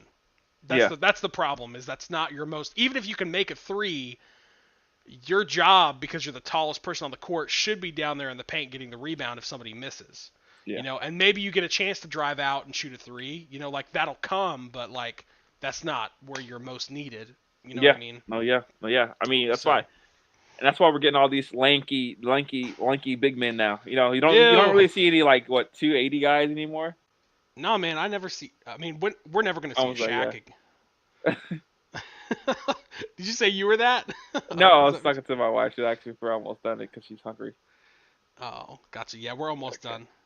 All Almost done. I'm sorry if I was there, I'd cook food for her. You can right. tell her I said that. Oh Um, man, she's no, let me not. Let me not before we get in trouble. Sonic's got half price burgers tonight. Nah, man, the song that I live by is I told you this is trash. So I think You they didn't tell closed me it that. down because it was so bad. Oh, dang! Really? That's Yeah. crazy. I'm sorry, man. Now we're gonna move soon, so I'm sure I'll move next to closer to another Sonic. I'll That's be what able to you're get my hoping. ice cream again. Oh my It's a major gosh. selling point for us. Is it needs to That have a was. Sonic. I hated watching you eat ice cream, bro. You'd be like, I'm like, what are you I don't like ice, but I love ice cream. I don't like ice, but I love ice cream. doing? Oh, I just remembered that. Oh my gosh, this is so funny. Um, sorry guys for those people watching. It's a deep That cut. was very nasty, It Eric. was very awkward. It's so funny though. Anyways, yeah, man, the NBA is. I would cheer for it. I don't care what team it is. Like even if it was a dude who was on LeBron's team, if I saw somebody play like that and they were good, I would probably cheer for them. You know what I mean? Yeah, I would probably want to root for I them. mean honestly, those guys are kind of unstoppable in the league now. Like Hmm. a guy who boxes out well. Like Tristan Thompson is the kind of the epitome of that. He Hmm. was like doing 15 rebounds a night easy, and that was Hmm. just because he was so good at boxing out, and his body is so Nobody goes in for wide. the rebound anymore either. Yeah, They yeah, just shoot it and then they run back and they're like, yeah, okay. yeah. They're kind of just expecting someone else to go get it, and so he was doing like what 6, 7 offensive boards a night Yeah. Hmm. because he would literally just outbox out people, just like he would just beat you to the spot and play his body, and you weren't moving him, and the only way Hmm. you could get around him was over the back. Yeah. So honestly, I think that's the last guy I remember being something like that. Something I never knew. I mean, it kind of makes sense, but I'm going to ask you this because you have a little bit more, as far as the history of the rules of basketball, you're a lot better on that than I am. And you Thank watch more you. NBA than I am. You know, Yes, you're very. I'm a, You, you have more basketball knowledge than I say it do. again. Let me record this. Where's my phone? I'm just kidding. Go ahead. You're not a better player than I am. But I mean, you can't apply the knowledge very well. But no. But Wait, if I got the wisdom. I just don't have the I, I understanding. feel like if I have a basketball question, you can generally answer it, like because you just know the history of the game so well. Um, why do they not have a over the back rule in the NBA? Is it just because everybody's tall? Like because in high school they have that, right? And Yeah, I thought in college they did too, where if somebody's actually boxing you out and you try to jump over them to get the ball, like yeah, they're gonna call a foul. yeah, Um, yeah. I've never seen that in the NBA. Now They have it. there's a what's that? They have it. How come it's never called? Because don't people don't box out. That's the main thing. I mean, like you No, but I've seen people box out before and they still won't call it. it depends on how it happens. Like, okay, Is it a lot looser maybe? Could that just it's be it? yeah. I'm trying to think if there's a comparison to it. There's like another foul that's rarely called, but that's it's kind of like traveling. Like Hmm. you almost never hear anyone call traveling anymore because these are supposed to be professional athletes, so they don't travel, right? Supposedly. But every once in a while, you hear a whistle and you go, "What's that for? Traveling? What? Do we still call that?" Or like you see like something egregious where Westbrook is like walking with the ball in his hand. He's just like walking up the court, and it's like, okay, we got to call that one. So it's Yeah. usually like an egregious, like it has to be an egregious foul in order for them to call it. Hmm. And I think I honestly do think the league is trying to get away from that. Yeah. Because the main reason why you call them was just to prevent injury. Because you could injure somebody by trying to jump over their back to get the ball. Hmm. Well, Um, because like the only time, because this is where I've seen it, right? I've seen it where somebody is trying to block somebody out, yeah, and then the dude will jump to get the ball, but because he's getting blocked out, he ends up falling, and then the foul is called on the guy blocking the person out. really. Yeah, I've seen that happen multiple times, and I'm like, that makes no sense because Yeah, it should I be would the agree with guy that. who's jumping over him because that guy is bodying him out. Like he shouldn't be able to jump over him. You know what I mean? That's the whole Yeah, point. yeah, So I don't understand, unless it was like he's taking his legs out underneath him on purpose, but blocking out, if you're jumping over somebody who's blocking you out, that's what's going to happen. So yeah. like I don't. I don't know. I haven't seen that before. But I will say, obviously, there's flopping. I just I don't I don't see many people who box out anymore. I That's mean, why I that's think it's rarely true. called. I think That's it's rarely true. called because I don't see people boxing out like a good box out where you're like Hmm. you're in a stance, you're low to the ground, and you Yeah. got your butt against the guy. That's a good box out. Like just standing in front of somebody is not boxing them out, and putting Yeah. your hand up like this. That's not boxing. Just going like this. That's not boxing anyone out. So if they jump over you, that's your fault. Hmm. But I just think it takes too much effort. Like defense in general just takes effort. Like getting in Hmm. that stance, that low stance to play defense, and then to box the guy out. And like Hmm. usually, like you have to use your weight against the guy because he's Hmm. pushing against you to like do it properly. I don't think anyone really does that anymore. So I don't think. I think that's why it's probably just not called. That's fair. That could be it too. I don't know. It's just I've just noticed that. I was like, man, I never see that ever called. Like I never see that hand go up, and they're like, which they don't call it over the back. Which I mean, they'll say it that sometimes in high school, but I don't even think in college they call it that. Yeah, But it's just one of those rules that seems to be more obscure that you just don't really just see fading. called. Yeah, Yeah, that's and so fair. that's why I wonder. I'm like, I don't think I ever see that. But you're right. I mean, if two people are jumping together, there's probably not going to be a foul, which is usually Yeah. what you see in the NBA. They're just jumping straight up, which is actually bad defense. That's why again, I talked to my wife about it the other day. I was like, because she said something. We were at a basketball game, and she says we were watching the guys versus the girls play, and my wife said, how come the girls lately always seem to be better than the boys in high school?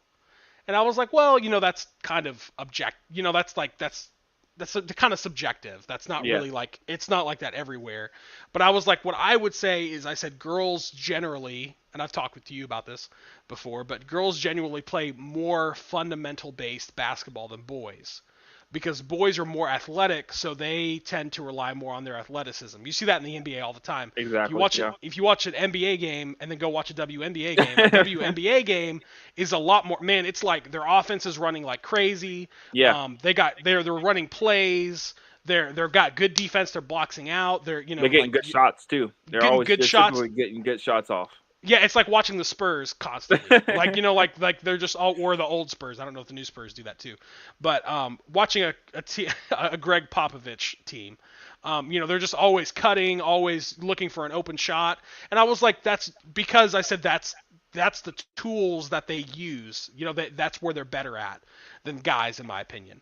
But I was like, like that's what's interesting is like if you watch a WNBA game, like you always see girls boxing out. They're always Yeah. boxing out taller players, whereas in the NBA you just like never see that. And which I mean, I'm not gonna go watch a WNBA game because of it, because I've tried.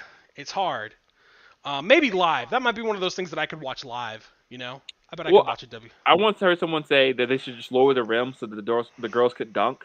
Like more girls could dunk. And I'm not saying no girls can dunk. I'm saying so more girls could dunk, and that would make the sport more exciting. I think that's actually a good point, honestly. I mean, that's why more people want to watch. You get better highlights in Yeah. the NBA. That's Yeah. why people watch. Then watching one dunk a year. Yeah, Will it be and this time? Will she do it? Another layup. Okay, maybe next year. well, and it's just like that's the thing, right? Is you can see teams that would beat a WNBA team in college. Yeah. So it's like if I wanted to watch this type of basketball, I'd rather watch college, where Yeah. it's like maybe college men or some college women teams, because that's where you're expecting to see it. But when you go to the professional level, you want to see like the craziest stunts and things happening. So, Yeah. but Yeah. crazy, man. Oh, last thing before we sign off Hmm. here. Kyrie Irving has come back to the Nets. They haven't been doing well. I want to say they're maybe a little bit below 500 with him on the lineup, with him in the Oh. lineup. And now he's only playing away games. That's also another thing. And so, obviously, the media has been questioning him every time about like, hey, so you gonna get shot? And he's like, I'm tired of this question. Like, stop asking me. Like, I've already made my decision. My decision is set in stone. I'm not gonna change it. And they're like, well, what about your teammates? He's like, okay. He made a very, very interesting point. He said, um, my life isn't just basketball. I have a life beyond this. Mm, And he mm. said that's what I'm more concerned about than I am about the sport. So if I don't have, if they tell me tomorrow I can't play, I don't play. That's fine with me, because I have a life beyond this. Um, and I wanted to get your what are your thoughts on Kyrie's the Nets predicament and then Kyrie's predicament? I mean, the Nets, they can only do what they can do. I mean, as far as like, as far as the shot and everything, getting vaccinated. I mean, they're lifting. I believe in New York, they're going to be lifting mask mandates, Hmm. right? So he may have been smart to wait it out because he can still be under his contract and play there. Whereas versus other places, he may not have. You know what I mean? Like if he would have gotten traded or pursued trading, he still may have ran into problems because they could have signed him for a shorter deal. So Hmm. maybe he was smart to stay on because if you gotta admit that if they lift the mask mandate, they're probably going to be lifting vaccine mandates after that. You think That would so? be the thing. You think I they're think gonna crack first?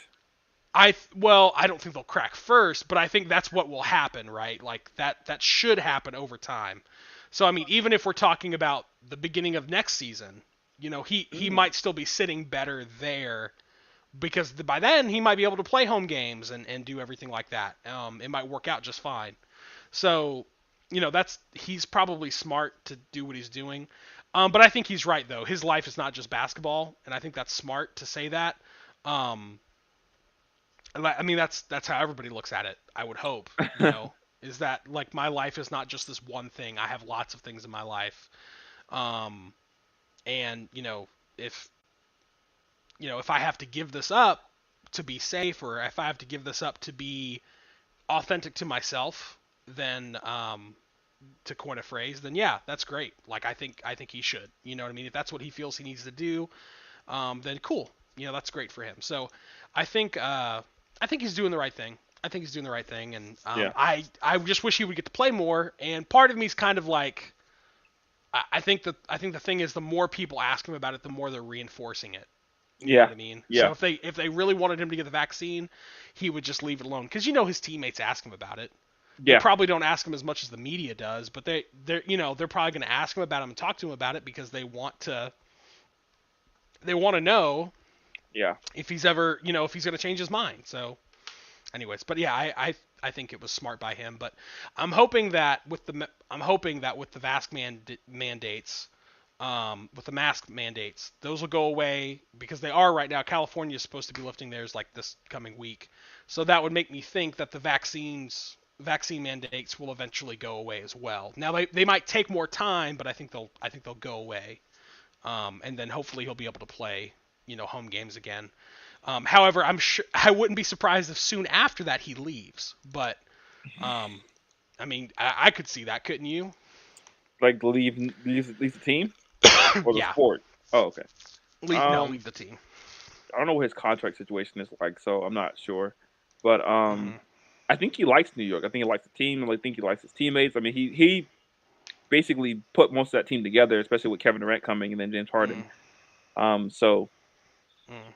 I don't know. I don't really know what he kind of seems like he's kind of just. I mean, I think he would like another championship. I think he would like to have one Hmm. without LeBron, just to kind of cement his legacy. Oh snap! He's going to be a free agent next year, Oh wow. 2023. So yeah, he'll probably just stay and finish his contract. That's. I don't see why he'd leave. Yeah, I don't. I just don't know.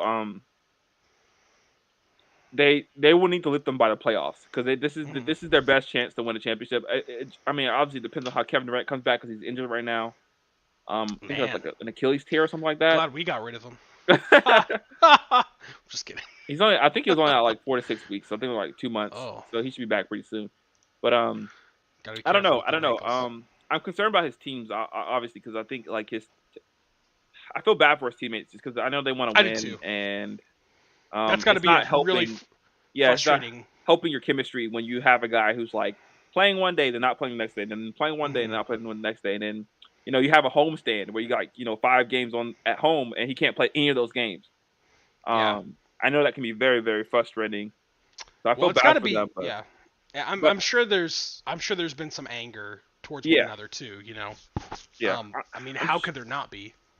But I'm also sure that they've all had conversations with him. Obviously, like they're in Oh the yeah. locker rooms together and stuff like that. And I'm sure he's Yeah, been yeah. like, I mean, he didn't seem like he was like, he never seems like he's like, oh, well, you're stupid if you got the vaccine or something like that, or like you're No, dumb. yeah. He He always seemed seemed pretty like, hey, this is respectful. just my decision. This is what I want to do, and Hmm. I care about, this is what I care about in my life, and I want to make sure that I'm being as Yeah. safe as possible. I think the frustrating thing would come from not understanding, Yeah, probably. yeah, Like if you're Kevin Durant and you're like, man, I got it, I'm fine. Like, why can't you get it too? That would be probably the toughest part of that relationship. You yeah, know. yeah, But I think they do respect each other's decisions because Kyrie obviously is fine with the consequences. yeah, yeah. So Well, there's a rumor going around that James Harden is not comfortable with the situation because now since they're not winning, it's looking further and further like his hopes for a championship are getting further and further away from him. Because that's the reason why he forced his way out of Houston. man, He forced his way out of Houston by I don't know if know about this, but he basically gained a ton of weight in Houston and was mm, basically like playing at half speed during the regular season games to force them to trade him. And so then he got traded to the mm, Nets, and mm. now I he's wanting I out of the Nets. I heard something like that. I didn't know he actually gained weight though to force Yeah, himself out. yeah. I saw the pictures of him, like The big fat James pictures. Harden. Yeah, Yeah. it's funny. It's hilarious. But apparently he's upset because because obviously he still hasn't won a championship yet. Man, But Kevin Durant and Kyrie have both won championships already. So he's like, hey, my window's closing. I need to win a championship pretty soon. So you need to either figure the still situation out, trade Kyrie, trade me, trade somebody because I need to win a championship. Is how he's feeling. It sounds like. nah, I think he's gonna be a Charles Barkley. I don't think he's gonna make it, man. I don't think he's gonna get a championship. I don't. I think I don't feel bad for him, which is the weird thing. I usually feel bad for no, players who like spent years trying to win championships. I don't feel cuz bad for him. bro, him and I've started to get a little sick of Kevin Durant too because Kevin Durant can be kind of a whiner. Like he Yeah, he complains like a lot. And it's like if you want to be a leader and you want to win a championship, you don't whine. You take it to the gym and get all that frustration worked out. That's what Kobe did. That's what Michael Jordan did. Like they didn't take it out on I can't be on the more like Mike. I want to be. Oh, I watched Like Mike a couple weeks ago, man. Really? It Ugh, was was a it great bad? Was it movie. cringy? Oh no, it actually, dude. Surprisingly, it held up pretty well. I was kind of Really? surprised. Yeah, Wow. I it's. can't I mean, imagine. unless you thought the movie was cringe when you first watched it, Well, then maybe number you two won't like it. definitely was cringe, right? Can we agree with that? Number two was cringe. It was so cringe I didn't watch it. So Okay, I did not like number two at I all. It was was like, so I bad. was like, that's not Little Bow Wow. Who's this? Who's this other kid that they put in here? Street it Ball, like Mike 2, Street Ball. I was like, that was unnecessary. Nobody asked for that. felt very Air Buddish. I'm sorry if you like Air Bud because I didn't like Air Bud. I could not stand Air I Bud. love Air Bud. And he can play Yeah. soccer, he can play football, but he cannot play basketball. He's Can we just bad at say, it. like, that was made for a white audience?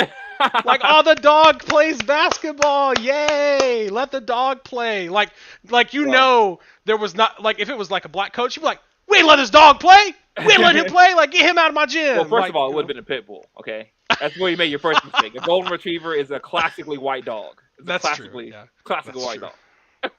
That's hilarious. Yeah. I did like those movies. I hated the Air Buddies. Hey, buddies, the babies. You didn't like the babies? No, they made Airbud talk too. They like made him talk and all this stuff, and I was like, ew, these are so stupid. I was like, just give me original Airbud, man. Um, no, Like Mike was great. It holds up surprisingly. I was kind of surprised. My wife actually liked the movie. That was the first time she watched it. Oh wow. She'd never seen Like Mike. It's like, who do these shoes belong to? Oh, the tall, bald one. Do you He's think like he that. got any royalties or any kind of payment from that movie? Michael Jordan? Yeah. I wonder if he like had the. I wonder if he didn't have that same trademarked. I don't think he did. Maybe the like Mike, but they never say I want to be like Mike in the movie. He says make me like Mike in that one little thing. He's like make me like Mike, and then he like puts him on. So funny. Um, they got that DMX song in there. He's like y'all gonna make me lose my mind up in her, up in here. It was a good movie. I was like wow, this is better than I remember. Like Brenda Song's in it. Brenda songs in it. Yeah, man. She's in it. It's got some good casting in it. Christopher, forgot his name. The guy from Back to the Future. Are you looking up to see if he got any royalties from it? Yeah, just seeing what people say about it. I don't know why he wasn't in the movie. That's an interesting point. That was always the weird thing for me too, because that wasn't very long after he retired from the Wizards, right? I don't think so. So I was kind of wondering why he wasn't in the movie either. They kind of did the whole movie without Michael Jordan, if you think about it. Like I watched it and he's like he becomes a basketball player, but they don't really mention Michael Jordan after he realizes the shoes are from Michael Jordan. Yeah. He never talks about it again. Dang it, they had other basketball players in it too. Yeah, it's fun. That. It's fun watching it. Like Jason Kidd was in there. I was watching a couple other people in there, and I was like, what? Like I forgot that Vince Carter's in it. He badmouths the kid. Like it's fun. It's fun to watch. I wonder why he didn't just like make hello? Oh snap! We lost Eric. But I was about to say, I wonder why he didn't make any kind of like just a cameo in the movie. I don't know why he didn't make any kind of cameo. Here pop, so maybe he's back here. Well, there he is. It's my bad. Sorry, I had a technical difficulty. Anyways, you're saying maybe he what? I was just saying, I wonder why he didn't have at least a cameo. Like maybe like he just walks by locker rooms, like, "Hey kid, nice shoes," something like that. I guess I don't know. I mean, they had to have approached him, right? Yeah. But maybe he was just like, "Did you see Space Jam?" And he's like, "I didn't want to be." Which I love Space Jam, but I don't care. I will say though that has been one thing Mike has always been good at is knowing what he's not good at. It's like, hey, I'm not good at that. I'm gonna stick to this. Well, except for managing a basketball team, he hasn't realized he's not good at that yet. So maybe one day, maybe if LaMelo turns out to be a complete dud in the playoffs, he'll realize that he's just not cut out for it. LaMelo, the Ball brothers. Good man. They got ball in their name. I mean, they should be good. No, I don't know. Has Michael Jordan been in any other movies? I don't think so. I think that's his only movie, right? Might be. I'm gonna look up IMDb real fast before we end, just to see. I want to see if he's in anything. Again, part of greatness is knowing what you're good at. Part of being the GOAT. I don't think he's really in much of anything. Not even a cameo? He's in He Got Game. He's in He Got Game? That's what it says, but it's probably just like him in like a highlight reel or something, right? Oh, okay, yeah. Have you seen He Got Game? Yeah. It's okay. That's what Allen Iverson, right? Yes. No? Yeah. Wait, Allen Iverson. No, it's not Allen Iverson. It's what's his name? The guy who played Ray Allen. Ray Allen. Yeah. Ray Allen. That's what I meant to say. Allen Iverson. Which Ray Allen did a crappy job in that movie too. yeah. I mean, he's definitely a basketball player. But I feel like I heard that they originally approached Kobe Bryant with that movie. I thought he was. I think they did. That would have been better. I probably would have enjoyed it better. Did you like? They call him Jesus Shuttlesworth. That had some blasphemy in it too. I think it was Jesus. Okay, I think it was Jesus. No, he calls him Jesus. He legit calls him. Oh, okay. Calm down. Did you like Thunderstruck though? Because Thunderstruck was bad. No, I'm just kidding. It was bad. That movie was so garbage. That movie was so bad, man. Oh, I hated that movie. I watched it. I don't think I ever finished it. I watched it and I was like, this is bad. Like, this is a bad movie. What about Kazam? Have you seen Kazam? I've never seen Kazam. Is it I good? want to watch it. I've never seen it either. I've heard. I mean, it's Shaq, man. You I gotta mean, like it must Shaq be just funny, for Shaq. right? It must be hilarious. That's what I'm thinking. That's what I'm thinking. It's gotta be. It's gotta be funny. If nothing else, right? I mean, the story's gonna be bad. We know that. Yeah. That's a given. But like, you gotta think it's gonna be hilarious because Shaq's funny. Yeah, I would think so. So as far as movies, like as an actor, or not even movies, just as an actor, he's in a I think it's supposed to be Mary J. Blige. He's in a Mary J. Blige video called "Give Me You." It says that he's in He Got Game, so he must have just been in it enough to get a credit. Because I doubt I don't remember him actually showing up in the movie and being like, "Hey, I'm Michael Jordan. You must be Jesus Shuttleworth." You know, like your dad's amazing. I actually didn't like that movie that much. He Got Game. Really? It was it was okay. Have you seen right. what's the other movie? The Love and Basketball? I've been told that I'm not a true basketball fan because I haven't seen that movie. And I was like, dang. No, that doesn't mean anything. It's such a rom-com. Like, you could really replace basketball with any sport, and it would have been fine. Mm. Well, not really, because she's a woman, so she couldn't play, like, I guess, football and stuff like that. But like, you could have replaced it with soccer, and it would have been fine. So it looks like Michael Jordan has mainly been in music videos from the 90s, which makes sense. So he was in a Michael Jackson video called Jam, which is which is not related to Space Jam. Yeah. So he's in Michael that. and Michael. I haven't seen that video. Is it cool? Yeah. And then Crooklyn Dodgers. Crooklyn. He's in the Crooklyn. I don't know them, so. No, that's not. It's actually Brooklyn. Oh. And then I think that's pretty much it. The producers thanked him in Like Mike. Oh.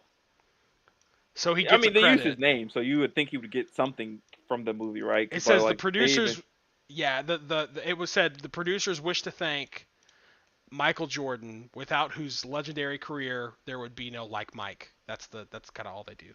Yeah, they came out in 2002, so they really shouldn't have done a part two of that movie. They should have or should not have. They should not have done a part two to that movie.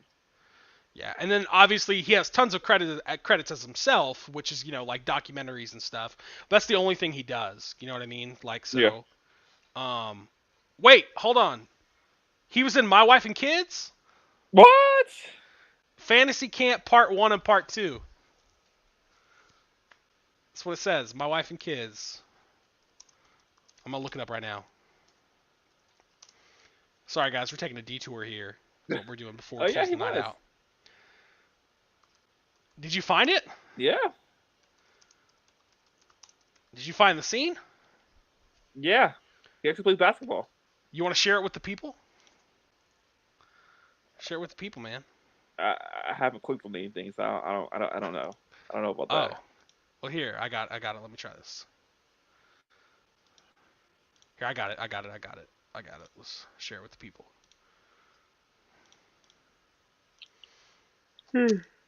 I really haven't seen Michael Jordan hardly anything. And now, North Carolina, number 23, Michael Jordan. Oh, there he is, old man Jordan.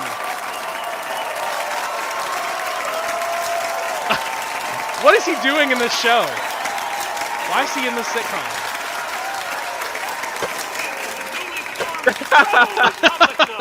Kanzak Stockholm, Bob Slobodana Popovich. Slobodana Popovich. Hey, are those my shoes? No, I got these from the Jordan store in the Rebel Republic of Cold Bottle Stockholm. All right, let's play. I hope you're ready for this. See, that's the triple threat. Michael Jordan's just in the scrubs. Oh, snap! Next. What is this?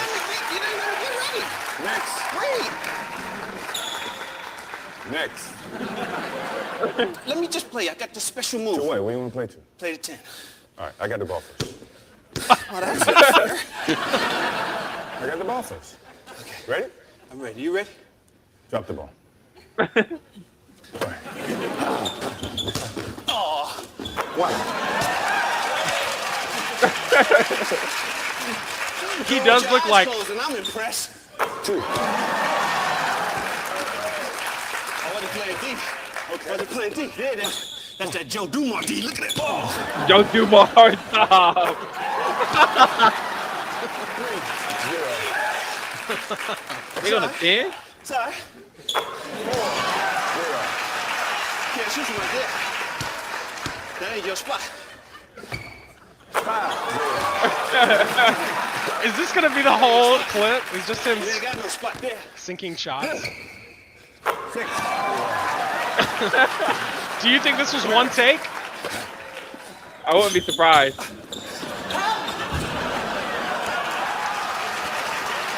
What's that? Dang, he still looks in his layup. Three, two, Isn't that crazy? 0. Yeah. 8.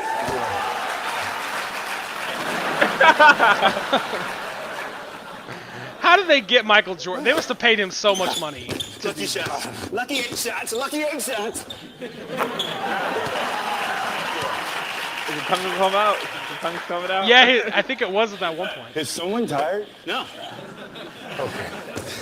Fade away. See that I think this is defense? real. All defense. I think that was real too. Yeah.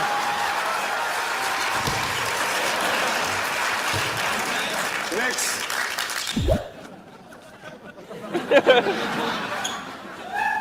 Hey, where you going? I'm leaving this camp. Why? Why? Because my secret move didn't even work on you. So you're gonna quit? Yeah. If you quit right now, you're gonna quit in life. Come on, don't quit. Just try harder. Just wanted one bucket. Yeah, I love I'm Michael. sorry, Bob. What's your name again? It's Mike. Just like yours. Everybody wants to be like Mike. Good luck.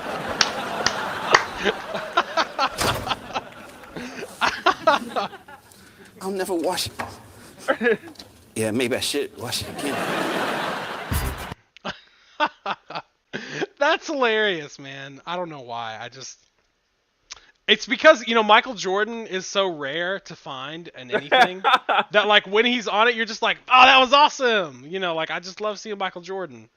I think okay, he was in the Rosie O'Donnell show, but that's in the 90s. Like, that's not after the NBA. So he was on that, and that's like, I can't find anything else. He was in a TV movie that also looks like a documentary, by the way. So, a bunch of other, just like TV specials that were kind of about him. So like nothing. I would love to play What- one-on-one with Michael Jordan. I would love that. If I got a bucket, game's over. Game's over. What? It's 9-1. I don't care. Game's over. I like how scored. they showed his competitive side there at the end, where he got it knocked out of his hand, and he's like, "I'm just gonna shoot this 3 right in his eye." Yeah. Like, You think that was real? I think it was too. I think it was real. Yeah, it looked real because he said fade away and then he pops the ball out of his hands and he's like, "Oh, okay, for real? Let's go." Yeah. That had to be real because he was obviously not trying at all. So he took advantage of him, and he was just like, "Okay, that's not gonna last very long." That's crazy. I wish in some ways I wish I was a little bit older so I could have watched Michael Jordan play. Yeah. I was too young to really watch him play. Like, by the time I would have been able to actually conceive the game of basketball and fully understand it, he was like already, With the kind of Wizards? washed up. Yeah. And I don't even remember him playing much. I don't remember watching much of it. So, Yeah. Anyways, well, that was an awesome treat. We need to get out of here. You got to feed your wife. I got to go to work. And, thank you everybody for watching again. And again, Come this back. is just visiting. For sure. Jonathan's Come back, guys. Yes, Come back. please come back. All you people who commented, We'd love to lovely see you people. next time. Yeah, we had a good time. It was fun talking to everybody and seeing everybody. Let us know what you think, and you can always comment. We'll always come back and look at the comments. So give us ideas for more shows too. So anyways, have a wonderful night, and we're going to play our outro right now. So Jonathan, anything else you want to say before we end the stream? Nope. Good. I'm kind of Heard enough of me. Yeah, I guess so. Anyways, all right. Till next time, everybody. Bye bye.